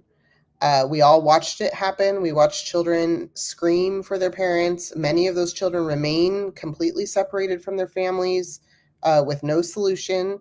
And President Biden has been working to reunite them for the last 3 years. And what actually happened after that policy, which is the worst thing you could possibly do with the intention of deterring people from coming to the southern border, is more people came. Because the reality is people who are fleeing desperate situations and being forced out of their homes and countries are not sitting here watching cable news, listening to the day-to-day of America's immigration policy. They're coming here because for the last many years, we have broadcasted to the world that we're the greatest nation on earth and that this is a place that welcomes immigrants and people are safe. So I just think the entire immigration debate is one that is not rooted in facts. Yes, there is a logistical problem around humane processing along the southern border, but the way to relieve pressure on the southern border is by creating legal channels, lines for people to get into to formally apply to come in the United States. A lot of people say, oh, they shouldn't cut in line. Well, there is no line for people to get into. Our immigration system is completely broken. So President Biden has actually created new lines for people to apply in their home countries and to then come to the United States in a way where their physical being is not at risk of those that are traveling by foot. And we need to do more of that. And so I think we don't get to have a real conversation about the southern border because it's rooted in white nationalism and invasion politics of the scary brown people that are coming to kill us. And that's just not the reality of crime rates. It's not the reality of who's showing up. And it's not the reality of like what systems those migrants are actually trying to access, which is the legal system of applying for asylum. And then lastly, because I know the hour is late, talk to people about Twin Impact. How do we support you? How do we support what you're building? How do we be aligned in the work that you're doing right now? Well, one of the things that I'm working on a lot right now is that as people start to freak out about President Biden's performance because he is an elderly man, they should also remember that we have an entirely capable, accomplished, many decades worth of public service expert in the Vice President of the United States, Kamala Harris. I think we keep having these like panicked attacks about the president's age while he continues to deliver and deliver. And then it's as though, well, we can't go vote for that lady. And so one of the things that Twin Impact is particularly focused on is organizing people in support of the vice president right now and her extreme importance this cycle around her qualifications, and also as the tip of the spear in making the case quite plain around President Trump's desire to strip reproductive freedom from the American public. And so that's one thing. But secondly, I just think people got to get to work and stop having opinions. I'm here giving my opinions, but I'm also working every day to make sure that we don't have President Trump 2.0 in January. And I think we all got to like channel any anxieties we have and put those into action. And so that's what we're focused on, is building coalitions to engage people that otherwise don't feel like the electoral process is for them, to find sort of bridges and pathways into supporting this ticket, even if it's just in the issues. Maybe you're not into the actors, but maybe if we have conversations about the issues, you can better understand what's truly at stake this cycle. So that's what we're focused on, and thanks for having me. Grateful for you. Always good to see you. And as in the midst of all this, you're handling mom duty and all the duties. So just much love always. So Alita Garcia, everybody, and all that she continues to do with Twin Impact. Thank you, my dear. Thank you. Everybody, it's been a full night, and we need you to stay involved. So let me be very clear. We don't have the luxury of sitting on the sidelines. We don't at all. All right. So if you want to be involved, join us at the KAIROS Democracy Project. You want to be focused on what happens around storytelling of race, of issues, of demographics, and why there are practical benefits. Join us at the KAIROS Democracy Project. You want to help mobilize leaders in the states. Join us at the KAIROS Democracy Project. You want to be able to get out incredible data and research from Center for Police and Equity and Ford.us and Future Majority and Change Research and Brilliant Corners. Join us at the KAIROS Democracy Project. If you want to be a part of deploying leaders across the country to make it very clear that the practical benefits of our lives are essential and have to be protected, join us at the KAIROS Democracy Project. If you want to be a part of creating content that is creative and unique, join us here. This is our moment right now. I'm saying to everyone, we don't have the luxury of sitting on the sideline. We have to be involved. We have to be engaged. And so on behalf of our entire team, everyone that made tonight happen, from Corinne and David and Telly to Lumi and shout out to Bree and to Kate and to Marley and the entire team. Shout out to You're Winning Margers. Shout out to PR to Politics, to everyone that was a part of making tonight happen. Thank you. To People for the American Way. Thank you. To HQ in DC. Thank you. To Robin Root Simmons in LA. Thank you. To Nye Whitaker, New York. Thank you. To everyone here in Atlanta. Thank you. I am in this. We are in this because we cannot sit on the sidelines. And for anyone that is watching and watched tonight, you have an opportunity part of something bigger for your country, and we need you to get in the game. So join us. Go to KAIROSDemocracyProject.com. Follow us on all different platforms on social media and make sure you can see what's going on. We will have events happening across the country. We're going to be supporting the efforts that are going on in New Orleans on next week. Shout out to Collective on next Saturday. We'll be in Nashville, the American Association of Justice. We will be in Las Vegas at the National Bar Association. We will be in Cincinnati at Black Tech Week. We will be on Martha's Vineyard August 12th to the 15th for our KAIROS. This is all happening. We'll be in Chicago doing democracy sessions. Get ready for some of the announcements that happen in there. We need you. We need you. We need you. This is our time. This is our Chronos. This is our KAIROS. This is our democracy. My name is Michael Blake. I'm the founder and CEO of the KAIROS Democracy Project. We love, we appreciate you. We thank you. Have a great night.